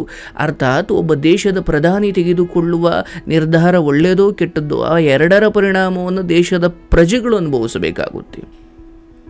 ಅಯ್ಯೋ ನಾವೇನು ಕೆಟ್ಟದ್ದು ಮಾಡಿಲ್ಲ, ನಮಗೆ ಯಾಕೆ ಹಿಂಗಾಯಿತು ಅಂದರೆ ಒಬ್ಬ ನಾಯಕನ ಅಧೀನದಲ್ಲಿರಬೇಕಾದ್ರೆ ಆ ನಾಯಕನ ನಿರ್ಧಾರಗಳು ಸಹಜವಾಗಿ ಒಳ್ಳೆ ನಿರ್ಧಾರ ಒಳ್ಳೆ ಪ್ರತಿಫಲ, ಕೆಟ್ಟ ನಿರ್ಧಾರ ಕೆಟ್ಟ ಪ್ರತಿಫಲ, ಅದರ ಪ್ರತಿಫಲವನ್ನು ಪ್ರಜೆಗಳು ತಿನ್ನಬೇಕಾಗುತ್ತೆ. ಈವನ್ ಪ್ರಜೆಗಳು ಏನೂ ಮಾಡದೇ ಇದ್ರೂ ಕೂಡ ಪ್ರಭುವಿನ ನಿರ್ಧಾರ ಪ್ರಜೆಗಳ ಮೇಲೆ ಪ್ರಭಾವ ಬೀರುತ್ತೆ, ಹೌದಲ್ಲವಾ? ಇಲ್ಲಿ ನನಗೆ ಯಾಕೆ ಹಿಂಗಾಯಿತು ಅಂತ ಹೇಳ್ತಾ ಇದ್ದೀರಿ. ಮತ್ತು ನೀವಿವತ್ತು ಸ್ವತಂತ್ರರಿದ್ದೀರಿ, ಆದರೆ ನೀವು ಮದುವೆಗೆ ಮುಂಚೆ ಒಂದು ಮಗು, ಹಾಗೆ ಆ ಮಗುವಿನ ಜವಾಬ್ದಾರಿ ಪೋಷಕರದೇ ಆಗಿತ್ತು. ಅಂತಿಮವಾಗಿ ನಾನು ಇನ್ನೊಬ್ಬರ ಕೈಗೆ ಒಪ್ಸೋವರೆಗೂ ಕೂಡ ಅದು ನನ್ನದೇ ಜವಾಬ್ದಾರಿಯಾಗಿತ್ತಲ್ವಾ? ಇಲ್ಲಿ ನಿಮ್ಮ ಹೆತ್ತವರು ಇಲ್ಲಿ ಪ್ರಭುಗಳು ಅಂತ ಅಂದುಕೊಂಡ್ರೆ, ನಿಮ್ಮ ಹೆತ್ತವರು ಇಲ್ಲಿ ರಾಜ ಅಂದುಕೊಂಡ್ರೆ ನೀನು ಪ್ರಜೆ. ಆ ರಾಜ ತೆಗೆದುಕೊಂಡ ನಿರ್ಧಾರ ಸಹಜವಾಗಿ ಪ್ರಜೆ ಮೇಲೆ ಪ್ರಭಾವ ಬೀರುತ್ತಲ್ವ? ಅಯ್ಯೋ ನಾನು ತುಂಬ ಗೌರವಯುತವಾಗಿ ಬೆಳ್ಕೊಂಡು ಬಂದೆ, ನಾನು ಯಾರಿಗೂ ಏನೂ ಮಾಡಿಲ್ಲ, ನಾನು ಸ್ಕೂಲ್ ಲೆವೆಲೆಲ್ಲ ಒಳ್ಳೆ ಹೆಸರು, ಕಾಲೇಜ್ ಲೆವೆಲಲ್ಲೂ ಎಲ್ಲೂ ತಪ್ಪು ನಿರ್ಧಾರ ಮಾಡಿಕೊಂಡಿಲ್ಲ, ನನಗೆ ಯಾಕೆ ಹಿಂಗಾಯಿತು? ಅರೆ ನಾನು ಎಷ್ಟು ಒಳ್ಳೆಯವನಿದ್ದೆ ಅಷ್ಟೇ ಜೊತೆ. ಈಗ ನಾನು ಎಷ್ಟೇ ಒಳ್ಳೆಯವನಿರ್ಬೋದು, ಆದರೆ ಬಿದ್ದು ಹೋಗೋ ಮನೆ ಒಳಗಡೆ ಬದುಕ್ತಾ ಇದ್ದೀನಿ ಅಂದರೆ, ಮಳೆ ಬಂದು ಮನೆ ಬಿದ್ದು ನಾನು ಸತ್ತು ಹೋದೆ ಅಂದರೆ, ಅಯ್ಯೋ ನಾನು ಒಳ್ಳೆಯವನಿದ್ದೆ, ನನ್ನ ಮೇಲೆ ಯಾಕೆ ಬಿದ್ದು? ಯಾಕಂದರೆ ನಾನಿರೋ ಜಾಗ ಎಂಥದ್ದು. ಅರ್ಥಾತ್ ಈಗ ನನ್ನ ಪೋಷಕರ ನಿರ್ಧಾರ ನನ್ನ ಮೇಲೆ ಪ್ರಭಾವ ಬೀರುತ್ತೆ ಹೊರತು ನಿನ್ನ ವರ್ತನೆಗೂ ಅಥವಾ ನಿನ್ನ ಯಾವುದೋ ತಪ್ಪಿನಿಂದ ಆಗಿದ್ದು ಅಂತಲ್ಲ. ಇಲ್ಲಿ ನೀನೇನಾದರೂ ತಪ್ಪು ಮಾಡಿದ್ರೆ ಅದು ನಿನಗೆ ಬೀಳುತ್ತೆ. ಆದರೆ ಅಲ್ಲೇನಾಯ್ತಲ್ಲ ಅದಕ್ಕೆ ನೀನು ಹೊಣೆಯಲ್ಲ. ಈ ಪಾಪ ಆ ನಿನ್ನ ಹೆತ್ತವ್ರ ಮೇಲೆ ಇದೆ. ಅದನ್ನು ಅವ್ರು ಯಾವ ರೀತಿ ಪರಿಹರಿಸ್ಕೊಳ್ತಾರೆ ಅದು ಬೇರೆ. ಯಾಕಂದ್ರೆ ನಿನ್ನ ಪ್ರಶ್ನೆಗೆ ಇದೇ ಉತ್ತರ ಆಗಿತ್ತು. ಏನಂದ್ರೆ ಈಗ ನನ್ಗಿಂತ ಜಾಸ್ತಿ ಅವ್ರು ಕಣ್ಣೀರ್ ಹಾಕ್ತಾರೆ, ಅದು ನಂಗೆ ದುಃಖ ತರುತ್ತೆ. ಅವರು ಪ್ರತಿ ಕ್ಷಣದಲ್ಲೂ ನನ್ ಮಗಳ ಲೈಫ್ ಅಂತಾನೆ ಇದ್ದಾರೆ ತಂದೆ ತಾಯಿ ಇಬ್ರು. ಅದು ಸಂಕಟ ಕೊಡ್ತದೆ. ಆ ಪಶ್ಚಾತ್ತಾಪ ಅವತ್ತಿನ ನಿರ್ಧಾರದ ಪ್ರತಿಫಲ ತಾಯಿ. ಅರ್ಥ ಆಯ್ತಲ್ಲವ? ಇವತ್ತು ನಿನ್ನ ಮಗನ ವಿಚಾರವಾಗಿ ನೀನು ನಿನ್ನ ಮಗನ ಸಂತೋಷವನ್ನು ನಿರ್ಧಾರ ಮಾಡುವ ಜಾಗದಲ್ಲಿದ್ದೀಯಾ? ಎಲ್ಲಿಯವರೆಗೂ ನಿನ್ನ ಗಂಡನ ಹಾಗೆ ತೋಳಲ್ ತಾಕತ್ತು ಜೇಬಲ್ ದುಡ್ಡು ಮಾಡೋ ಕೆಲಸ ಇರೋ ಆ ಹಂತಕ್ಕೆ ನಿನ್ನ ಮಗ ಬರೋವರೆಗೂ ಕೂಡ ಅವನ ಒಳಿತು ಕೆಡುಕುಗಳ ಕಾರಣ ಅಥವಾ ಅವನ ಭವಿಷ್ಯಕ್ಕೆ 100ರಲ್ಲಿ 90% ಒಬ್ಬ ಪೋಷಕಳಾಗಿ ನೀನೇ ನಿರ್ಧಾರ ಮಾಡಬೇಕಾಗುತ್ತೆ. ನಿನ್ನ ತಂದೆ ತಾಯಿ ಅವತ್ತೇನು ಮಾಡಿದ್ರು ಇವತ್ತು ಅನುಭವಿಸ್ತಾ ಇದೆಯಾ, ನೀನು ಇಲ್ಲೇನು ಮಾಡ್ತೀಯ ಅದು ನಿನ್ನ ಮಗ ಅನುಭವಿಸ್ತಾನೆ. ಮತ್ತು ನಿನ್ನ ಮಗ ಕೇಳಂಗಿಲ್ಲ, ಅಯ್ಯೋ ನಾನು ತುಂಬ ಒಳ್ಳೆಯವನಾಗಿದ್ದೆ ನನಗೆ ಯಾಕೆ ಹಿಂಗಾಯಿತು ಅಂತ. ಇಲ್ಲ, ಒಬ್ಬ ತಾಯಿಯಾಗಿ ಅದು ನಿನ್ನ ನಿರ್ಧಾರಗಳು. ಹೇಗೆ ಒಂದು ಇಡೀ ಕಂಪನಿಯ ಎಂಪ್ಲಾಯೀಸ್ಗಳೆಲ್ಲ ನಾವು ಕೆಲಸ ಮಾಡೋದಿಲ್ಲ, ನಾವು ಬಾಸ್ಗೆ ಮೋಸ ಮಾಡ್ತೀವಿ ಅಂತ ನಿಂತುಕೊಂಡ್ರೆ ಆ ಎಂಪ್ಲಾಯಿಗಳ ಆ ನಿರ್ಧಾರ ಪರೋಕ್ಷವಾಗಿ ಪ್ರತ್ಯಕ್ಷವಾಗಿ ಕಂಪನಿಯ ವಿನಾಶಕ್ಕೆ ಕಾರಣವಾಗುತ್ತೆ. ಹಾಗೆ ನೀವು ಪೋಷಕರಾಗಿ ನಿನ್ನ ತಂದೆ ತಾಯಿ ಮಾಡಿದ ಆ ಎಡವಟ್ಟು ನಿರ್ಧಾರ ನಿನ್ನನ್ನು ಇಲ್ಲಿಗೆ ತಂದು ನಿಲ್ಲಿಸಿದೆ. ಮತ್ತು ಇಲ್ಲಿ ಸ್ವಯಂ ನಿನ್ನ ಧರ್ಮಕರ್ಮಗಳು ಮುಖ್ಯವಾಗಲಿಕ್ಕಿಲ್ಲ. ಯಾಕಂದರೆ ನೀನು ಪಾತ್ರಧಾರಿಯಾಗಿದ್ದೆ, ಅವರು ಸೂತ್ರಧಾರಿಯಾಗಿದ್ದರು. ಈಗ ನಿನ್ನ ಮಗನ ಬದುಕಲ್ಲಿ ನೀನು ಸೂತ್ರಧಾರಿ, ಮಗ ಪಾತ್ರಧಾರಿ. ಅವನು ಆಡಿಸಿದಂತೆ ನಾನು ಹಾಡಿದೆ. ಮತ್ತೆ ನೀನಲ್ಲಿ ಒಳ್ಳೆಯವಳಾಗಿದ್ದು ಕೆಟ್ಟವಳಾಗಿದ್ದು ಅದು ಮುಖ್ಯ ಅಲ್ವೇ ಅಲ್ಲ. ಅದೆಲ್ಲಿಂದ ಮುಖ್ಯ ಅಂದರೆ ಮದುವೆಯಾಗಿ ನೀನು ಇನ್ನೊಬ್ಬರ ಸ್ವಂತವಾದಲ್ಲ, ಅಲ್ಲಿಂದ ಮುಖ್ಯವಾಗುತ್ತೆ. ಇರ್ಲವಾ? ಈಗ ನಾನು ಯಾಕಿದನ್ನೇ ಹೇಳಿದೆ ಅಂದರೆ, ನಾನು ತುಂಬ ಒಳ್ಳೆಯವಳಾಗಿದ್ದೆ, ಯಾಕೆ ನನಗೆ ಹಿಂಗಾಯಿತು ಅಂದಾಗ ನಾನು ಅದರ ಮೂಲವನ್ನು ಕೆಣಕ್ತಾ ಹೋದಾಗ ಅದು ನಿನ್ನವರೇ ಅನಿಸಿಕೊಂಡವರ ಒಂದಷ್ಟು ಎಡವಟ್ಟು ನಿರ್ಧಾರಗಳ ಪ್ರತಿಫಲ ಇವತ್ತಿನ ನಿನ್ನ ಬದುಕು. ಆದರೆ ಒಂದು ಹೆಣ್ಮಗಳಾಗಿ ಗಂಡ ಅಥವಾ ಕಟ್ಟಿಕೊಂಡಂಥವನು ಹೀಗೆ ದ್ರೋಹಿಯಾದಾಗ ಅಥವಾ ಹೀಗೆ ನೀಚನಾದಾಗ ಒಂದು ಹೆಣ್ಣು ಹೇಗೆ ಬದುಕಬೇಕು ಅನ್ನೋದನ್ನು ನೀನು ನೋಡಿ ಕಲಿಬೇಕು. ಮತ್ತು ನಿನ್ನಿಂದ ಕಲಿಬಾರದಾಗಿರೋ ವಿಚಾರ ಅಂದರೆ, ಒಂದು ಹೆಣ್ಣು ತನಗಾಗ್ತಿರುವಂತಹ ಅವಮಾನ, ತನಗಾಗ್ತಿರೋ ನೋವು, ನಾನು ಹಿರಿಯರಿಂದ ಮುಚ್ಚಿಟ್ಟಷ್ಟು ನಾನು ನನ್ನ ಗಂಡನ ಗೌರವವನ್ನು ಕಾಪಾಡಿದೆ. ಏನು ಗೌರವ ಅದು? ಸ್ವಯಂ ನಿಮಗೆ ನೀವು ಕೊಟ್ಟುಕೊಂಡ ಶಿಕ್ಷೆ ಮತ್ತು ಅದೊಂದು ಮೂರ್ಖತನ. ಸರಿ, ಒಂದು ಹಂತದವರೆಗೂ ನಾನು ಕಾಪಾಡಿಕೊಳ್ಳೋಣ, ಅದು ಸತಿಯಾಗಿ ನನ್ನ ಪತಿಯನ್ನು ಅನೇಕ ಅವಮರ್ಯಾದೆಗಳಿಂದ ಕಾಪಾಡೋದು ನನ್ನ ಧರ್ಮ. ಆದರೆ ನನ್ನ ಪತಿಯಾದಂಥವನು ಒಂದು ಹಂತ ಮೀರಿ ಪತಿ ಸ್ಥಾನವನ್ನು ಬಿಟ್ಟು ಅವನು ರಾಕ್ಷಸ ಆಗ್ತಿದ್ದಾನೆ ಎಂದಾಗ ಆ ರಾಕ್ಷಸತನವನ್ನು ದೇವತೆಗಳಿಗೆ ಅಥವಾ ದೇವರಂಥ ಹಿರಿಯರಿಗೆ ಹೇಳಬೇಕಾಗಿರೋ ಧರ್ಮ ಅಲ್ವಲ್ಲವ? ಆ ಕೆಲಸವನ್ನು ನೀನು ಮಾಡಿಲ್ಲದೆ ಇರೋ ಕಾರಣಕ್ಕಾಗಿ ನೀನು ಅಷ್ಟು ತೀವ್ರತರವಾದ ದುಃಖವನ್ನು ಅನುಭವಿಸಿದ್ದೀಯ. ಆ್ಯಂಡ್ ಇವತ್ತು ಇವತ್ತು ದುಡಿತಾ ಇದ್ದೀರಾ, ನಿಮ್ಮ ಬದುಕನ್ನು ನೀವು ಕಟ್ಕೊಳ್ತೀರಾ. I am so proud of you. ಯಾಕಂದರೆ ಇಲ್ಲೆಲ್ಲೋ ಒಂದು ಕಡೆ ನಾನಿವತ್ತು ಸಾವಿರಾರು ಕತೆ ಕೇಳಿದ್ದೀನವ. ನಾನು ಇಲ್ಲೆಲ್ಲ ನೋಡಿರೋದೆಂದರೆ ಏನೂ ತುಂಬ ಸುಖವಾಗಿ ತವ್ರ ಮನೆಯಲ್ಲಿ ಬೆಳೆದ್ಬಿಟ್ಟಿರ್ತಾರೆ. ನಾನು ಬೆಳಿಗ್ಗೆ ಯಾರಿಗೂ ಹೇಳ್ತಾ ಇದ್ದೆ, ಒಂದು ಹೆಣ್ಣಿನ ನಿಜವಾದ ಅದೃಷ್ಟ ದುರಾದೃಷ್ಟ ಮದುವೆ ಆದ ಮೇಲೆ ಗೊತ್ತಾಗುತ್ತೆ ಅಂತ. ಹಾಗಾಗಿ ಇಲ್ಲಿ ಚಿಕ್ಕ ಪುಟ್ಟ ವ್ಯತ್ಯಯಗಳಾದಾಗ ಇಲ್ಲ ನಾನು ಸತ್ತು ಹೋಗ್ತೀನಿ ಅಂತ ಸಾಯುವ ಹೆಣ್ಣು ಮಕ್ಕಳ ನಡುವೆ ನೀನು ನಿನ್ನ ಬದುಕನ್ನು ಕಟ್ಟಿಕೊಂಡಿರೋದು ಅತ್ಯುತ್ತಮ. ಆದರೆ ಇಲ್ಲಿ ನನ್ನ ಸಲಹೆ ಏನಂದರೆ, ಈ ಸಂಬಂಧವನ್ನು ಮುಂದಿನ 6 ತಿಂಗಳ ಒಳಗಾಗಿ ಒಂದೋ ಕೂಡಿಕೋ ಇಲ್ಲ ಶಾಶ್ವತವಾಗಿ ಕಳೆದುಕೋ. ಅರ್ಥ ಆಯ್ತಲ್ಲ? ಇಲ್ಲಿ ಉಳಿಯೋದಿಕ್ಕೆ ಬೇರೆ ಯಾವ ಕಾರಣವೂ ಇಲ್ಲ. ಆ್ಯಂಡ್ ಇವತ್ತು ಯಾವ ಮಗ ಮದುವೆ ಆದ ಮೇಲೆ ಸರಿ ಹೋಗ್ತಾನೆ ಅನ್ನೋ ಈ ಹೆತ್ತವರ ಈ ಸಿದ್ಧಾಂತಕ್ಕೆ ಕೊಳ್ಳಿ ಇಡಬೇಕು ಮೊದಲು. ಆ್ಯಂಡ್ ಇವತ್ತು ನೀನೊಬ್ಳೆ ಅಷ್ಟೇ ಅಲ್ಲ, ನನ್ನ ಮಗ ಸರಿ ಹೋಗಲಿ ಅಂತ ಒಬ್ಬ ಗುರುವಿನ ಬಳಿ ಕಳಿಸ್ಬೇಕು. ಆದರೆ ನನ್ನ ಮಗ ಮದುವೆ ಆದಮೇಲೆ ಸರಿ ಹೋಗ್ತಾನೆ, ಅದು ಹೇಗೆ ಸಾಧ್ಯ ಇಲ್ಲ. ಮತ್ತು ನನ್ನ ಮಗನನ್ನು ಸರಿ ಮಾಡಲಿಕ್ಕೆ ಹೇಗೆ ಹಳ್ಳಿ ಕಡೆ ಒಬ್ಬ ಯಾವುದೋ ಹುಷಾರಿಲ್ಲದವನ ಅವನಿಗೆ ದೇವರ ಹರಕೆ ಇದೆ ಎಂದುಕೊಂಡು ಹೇಗೆ ಒಂದು ಪ್ರಾಣಿಯನ್ನು ಬಲಿ ಕೊಟ್ಟು ಅವನ ರೋಗವನ್ನು ಹುಷಾರು ಮಾಡುವ ಹಾಗೆ ಇಲ್ಲಿ ನಿನ್ನನ್ನು ಬಲಿ ಕೊಟ್ಟು ಅವನನ್ನು ಹುಷಾರು ಮಾಡುವ ಪ್ರಯತ್ನ ಇದು. ಹಾಗಾಗಿ ಇಂತಹ ಸಿದ್ಧಾಂತಗಳಿಗೆ ಅಥವಾ ಇಂತಹ ಮನಸ್ಥಿತಿಗಳಿಗೆ ಗಂಡನ್ನು ಹೆತ್ತ ಅಪ್ಪ ಅಮ್ಮ ಬರಬಾರ್ದು. ನನ್ನ ಮಗ ನೀಚನಿದ್ದಾನೆ ಎಂದಾಗ, ಮಗ ನೀನು ಸರಿ ಹೋಗು, ಆಮೇಲೆ ಮದುವೆ. ನೀನು ಸರಿ ಹೋಗಲ್ಲ ಅನ್ನೋದಾದ್ರೆ ಬೇಡ, ಇನ್ನೊಂದು ಯಾವುದೋ ಹೆಣ್ಮಕ್ಳು ಅಂತಂದು ಯಾಕೆ ಅವ್ರ ಮನೆ ಹಾಳು ಮಾಡಬೇಕು, ಅಥವಾ ಆ ಹೆಣ್ಣನ್ನು ಹಾಳು, ಈ ಬುದ್ಧಿ ಹೆತ್ತವರಿಗೆ, ಗಂಡೆತ್ತವ್ರಿಗೆ ಬರಬೇಕೆ ಹೊರತು ನನ್ನ ಮಗ ಸರಿ ಹೋಗಲಿ ಅಂತ ಯಾವುದೋ ಹೆಣ್ಣಂತಂದು ಬಲಿ ಕೊಡೋದು ಧರ್ಮ ಅಲ್ಲ. ಇರಲಿ, ಇವತ್ತು ನೀನೇನು ಬದುಕನ್ನು ಬದುಕ್ತಾ ಇದೆಯಲ್ಲವ, ನಿನ್ನ ಮಗನಿಗೆ ಸಂಸ್ಕಾರ ಕೊಡು, ಶಿಕ್ಷಣ ಕೊಡು, ನಿನ್ನ ತವರು ಮನೆಯವರ ಅವರಿಗೆ ನೀನು ಭಾರನೂ ಆಗಬೇಡ, ಆ್ಯಂಡ್ ವಿಶ್ವಾಸ ಗಳಿಸ್ಕೊ. ಆ್ಯಂಡ್ ಯಾರು ಮದುವೆ ಮಾಡಿದ್ರು ಯಾರು ಬೇಡ, ಈಗ ಏನೋ ಇತ್ತು ಆಗೋಯ್ತದು. ಆ್ಯಂಡ್ ಬಹುಶಃ ಮದುವೆಗೆ ಮುಂಚೆ ಅವರಿಗೇನು ಸತ್ಯ ಗೊತ್ತಾಯಿತು, ಪ್ರತ್ಯಕ್ಷವಾಗಿ ಪರೋಕ್ಷವಾಗಿ ನಿನಗೂ ಏನೋ ಗೊತ್ತಾಯ್ತಲ್ಲಿ. ಯಾಕಂದ್ರೆ ಆತ ಹೇಳ್ದ ನಿನಗೆ ಈಗಲೂ ಅವಕಾಶ ಇದೆ, ಈಗಲೂ ಅವಕಾಶ ಇದೆ, ಅಲ್ಲಿ ನನ್ನದು ಎಡವಟ್ಟಿದೆ ಅನ್ನೋದನ್ನು ನಿನಗೆ ನೆನಪು ಮಾಡ್ತಾ ಇದ್ದೀನಿ.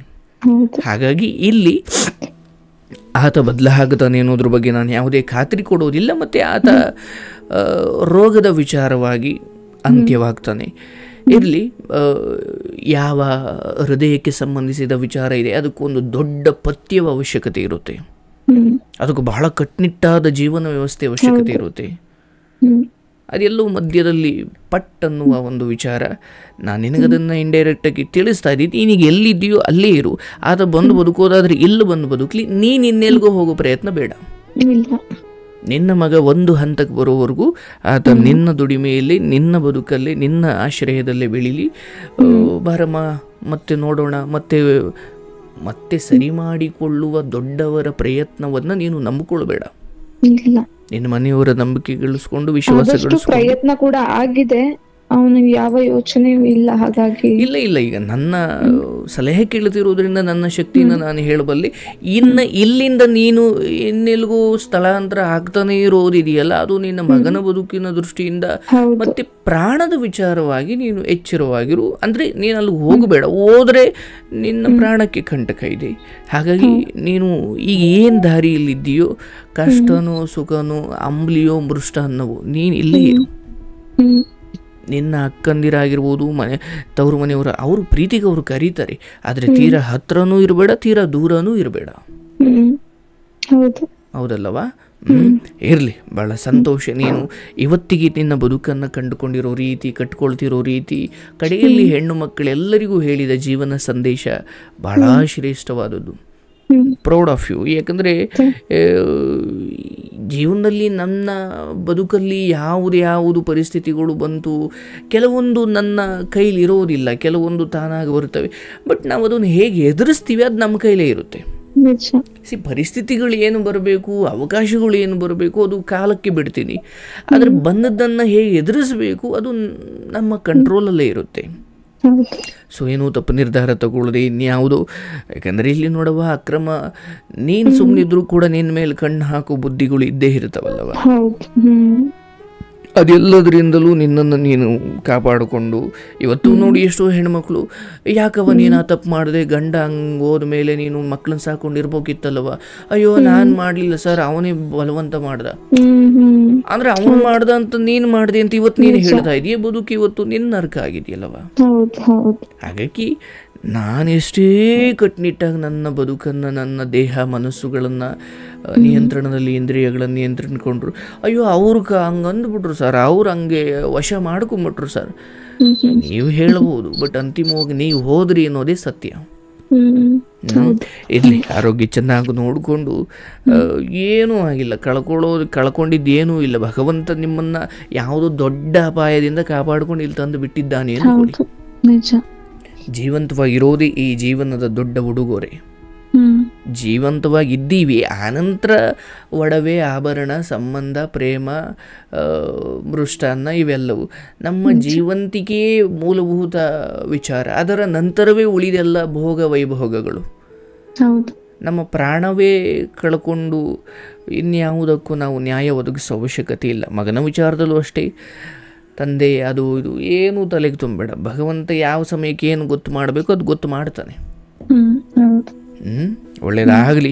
ಭಾಳ ಸಂತೋಷ ನಂಬಿಕೆ ಇಟ್ಟು ಹೇಳಿಕೊಂಡಿದ್ದಕ್ಕೆ. ಆ್ಯಂಡ್ ನಿಮ್ಮ ತಂದೆ ತಾಯಿ ಈ ಸಮಯದಲ್ಲಿ ಜೊತೆ ಇರೋದು ನಿನ್ನ ಪುಣ್ಯ. ಯಾಕಂದರೆ ನಾನು ಎಷ್ಟೋ ಹೆಣ್ಮಕ್ಳು ಕಥೆಯನ್ನು ಕೇಳಿರೋನಾಗಿ ಹೇಳ್ತೀನಿ, ಇಂಥ ಸಮಯದಲ್ಲಿ ಎಷ್ಟೋ ಹೆಣ್ಮಕ್ಳನ್ನ ಬಿಟ್ಬಿಟ್ಟಿರ್ತಾರೆ. ಅಯ್ಯೋ ಹೋಗವ ನಿಂದೊಳ್ಳೆ, ನಮ್ಮದೇ ಸಾಕಾಗಿ ಹೋಗಿದೆ ಅಂತ. ತುಂಬಾ ಸಪೋರ್ಟ್ ಇದ್ದಾರೆ, ನನ್ನ ತಾಯಿ ಅಂತೂ ನನ್ನ ಜೊತೆಗೆ ಇದ್ದಾರೆ. ತುಂಬಾ ಸಪೋರ್ಟಿವ್. ಹೇಗಂದ್ರೆ ಮಗ ನಿಮ್ಮ ಅಕ್ಕರ ಮನೆಯಲ್ಲೇ ಇರ್ತಾರಾ? ಇಲ್ಲ ನನ್ ಜೊತೆನೆ ನಾನು ನನ್ ಮಗ ಇರೋದು. ಅಲ್ಲ, ನೀವು ಕೆಲ್ಸಕ್ಕೆ ಹೋಗ್ತೀರಾ, ಬರೋರ್ಗೆ ಯಾರು?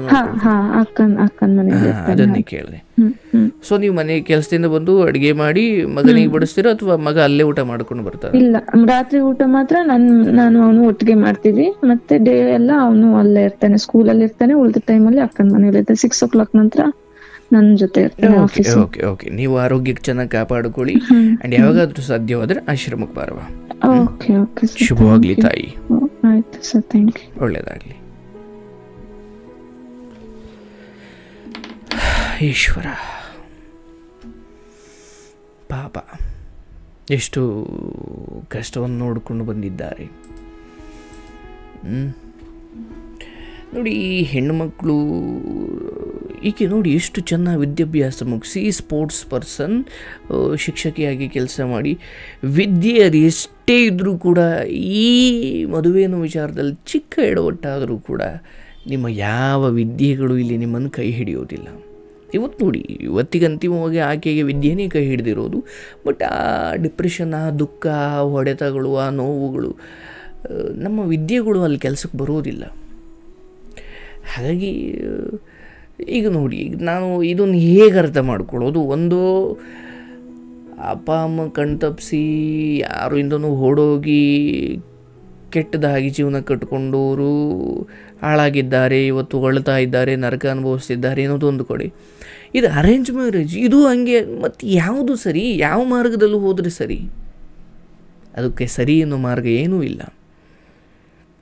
ಅಯ್ಯೋ, ನನ್ನ ನಂಬಿ ಬಂದಿರೋಳಿಗೆ ನಾನು ಹೊಡಿಬಾರ್ದಪ್ಪ, ದುಃಖ ಕೊಡಬಾರ್ದಪ್ಪ, ಏನೇ ಇದ್ದರೂ ನಮ್ಮಲ್ಲಿ ಸರಿ ಮಾಡ್ಕೊಂಡು ಹೋಗಬೇಕಪ್ಪ ಅನ್ನೋ ಆಕೆಯ ಮೇಲೆ ಕಾಮ ಮೋಹಗಳಿಗಿಂತ ಹೆಣ್ಣಿನ ಮೇಲೊಂದು ಗೌರವ ಇದ್ದಾಗ ಆಕೆಯ ವ್ಯಕ್ತಿತ್ವಕ್ಕೆ ನೀವು ಬೆಲೆ ಕೊಡಬೇಕು. ಆಮೇಲೆ ನಿಮ್ಮ ಹೆಂಡತಿ ಆಕೆ ಒಬ್ಬಳು ಮನುಷ್ಯಳು. ನನಗೆ ಹೊಡೆದ್ರೆ ಇನ್ಯಾರು ನನಗೆ ಎಷ್ಟು ನೋವಾಗುತ್ತೋ ನಾನು ಅವಳಿಗೆ ಹೊಡೆದ್ರು ಅಷ್ಟೇ ನೋವಾಗುತ್ತೆ ಅಂತ ಒಂದು ಮನುಷ್ಯತ್ವ ಇರಬೇಕು. ಆಮೇಲೆ ಹೆಂಡತಿ. ಅಯ್ಯೋ, ಅವಳದ್ದು ನಾನು ಚಿನ್ನ ಕೊಡಿಸೋಕ್ಕಾಗದೇ ಇರ್ಬೋದು, ಆದರೆ ಮನ್ಸಾರೆ ಚಿನ್ನ ಅಂತ ಕರೀಲಿಕ್ಕಾದರೂ ಆಗುತ್ತಲ್ಲ. ಇದು ಒಬ್ಬ ಹುಡುಗನಲ್ಲಿರಬೇಕು. ಅಯ್ಯೋ, ನನ್ನ ಗಂಡನಿಗೆ ನಾನು ಯಾವತ್ತೇ ದ್ರೋಹ ಮಾಡಬಾರ್ದು, ಅವನ ಎಲ್ಲ ಕಷ್ಟ ಸುಖಗಳಲ್ಲೂ ನನ್ನ ಜೊತೆ ಇರಬೇಕಪ್ಪ ಅಂತ ಹೆಣ್ತೀನಿ. ಈ ಸಂಬಂಧಗಳು ಮಾತ್ರ ದಾಂಪತ್ಯಗಳು ಉಳಿತವೆ.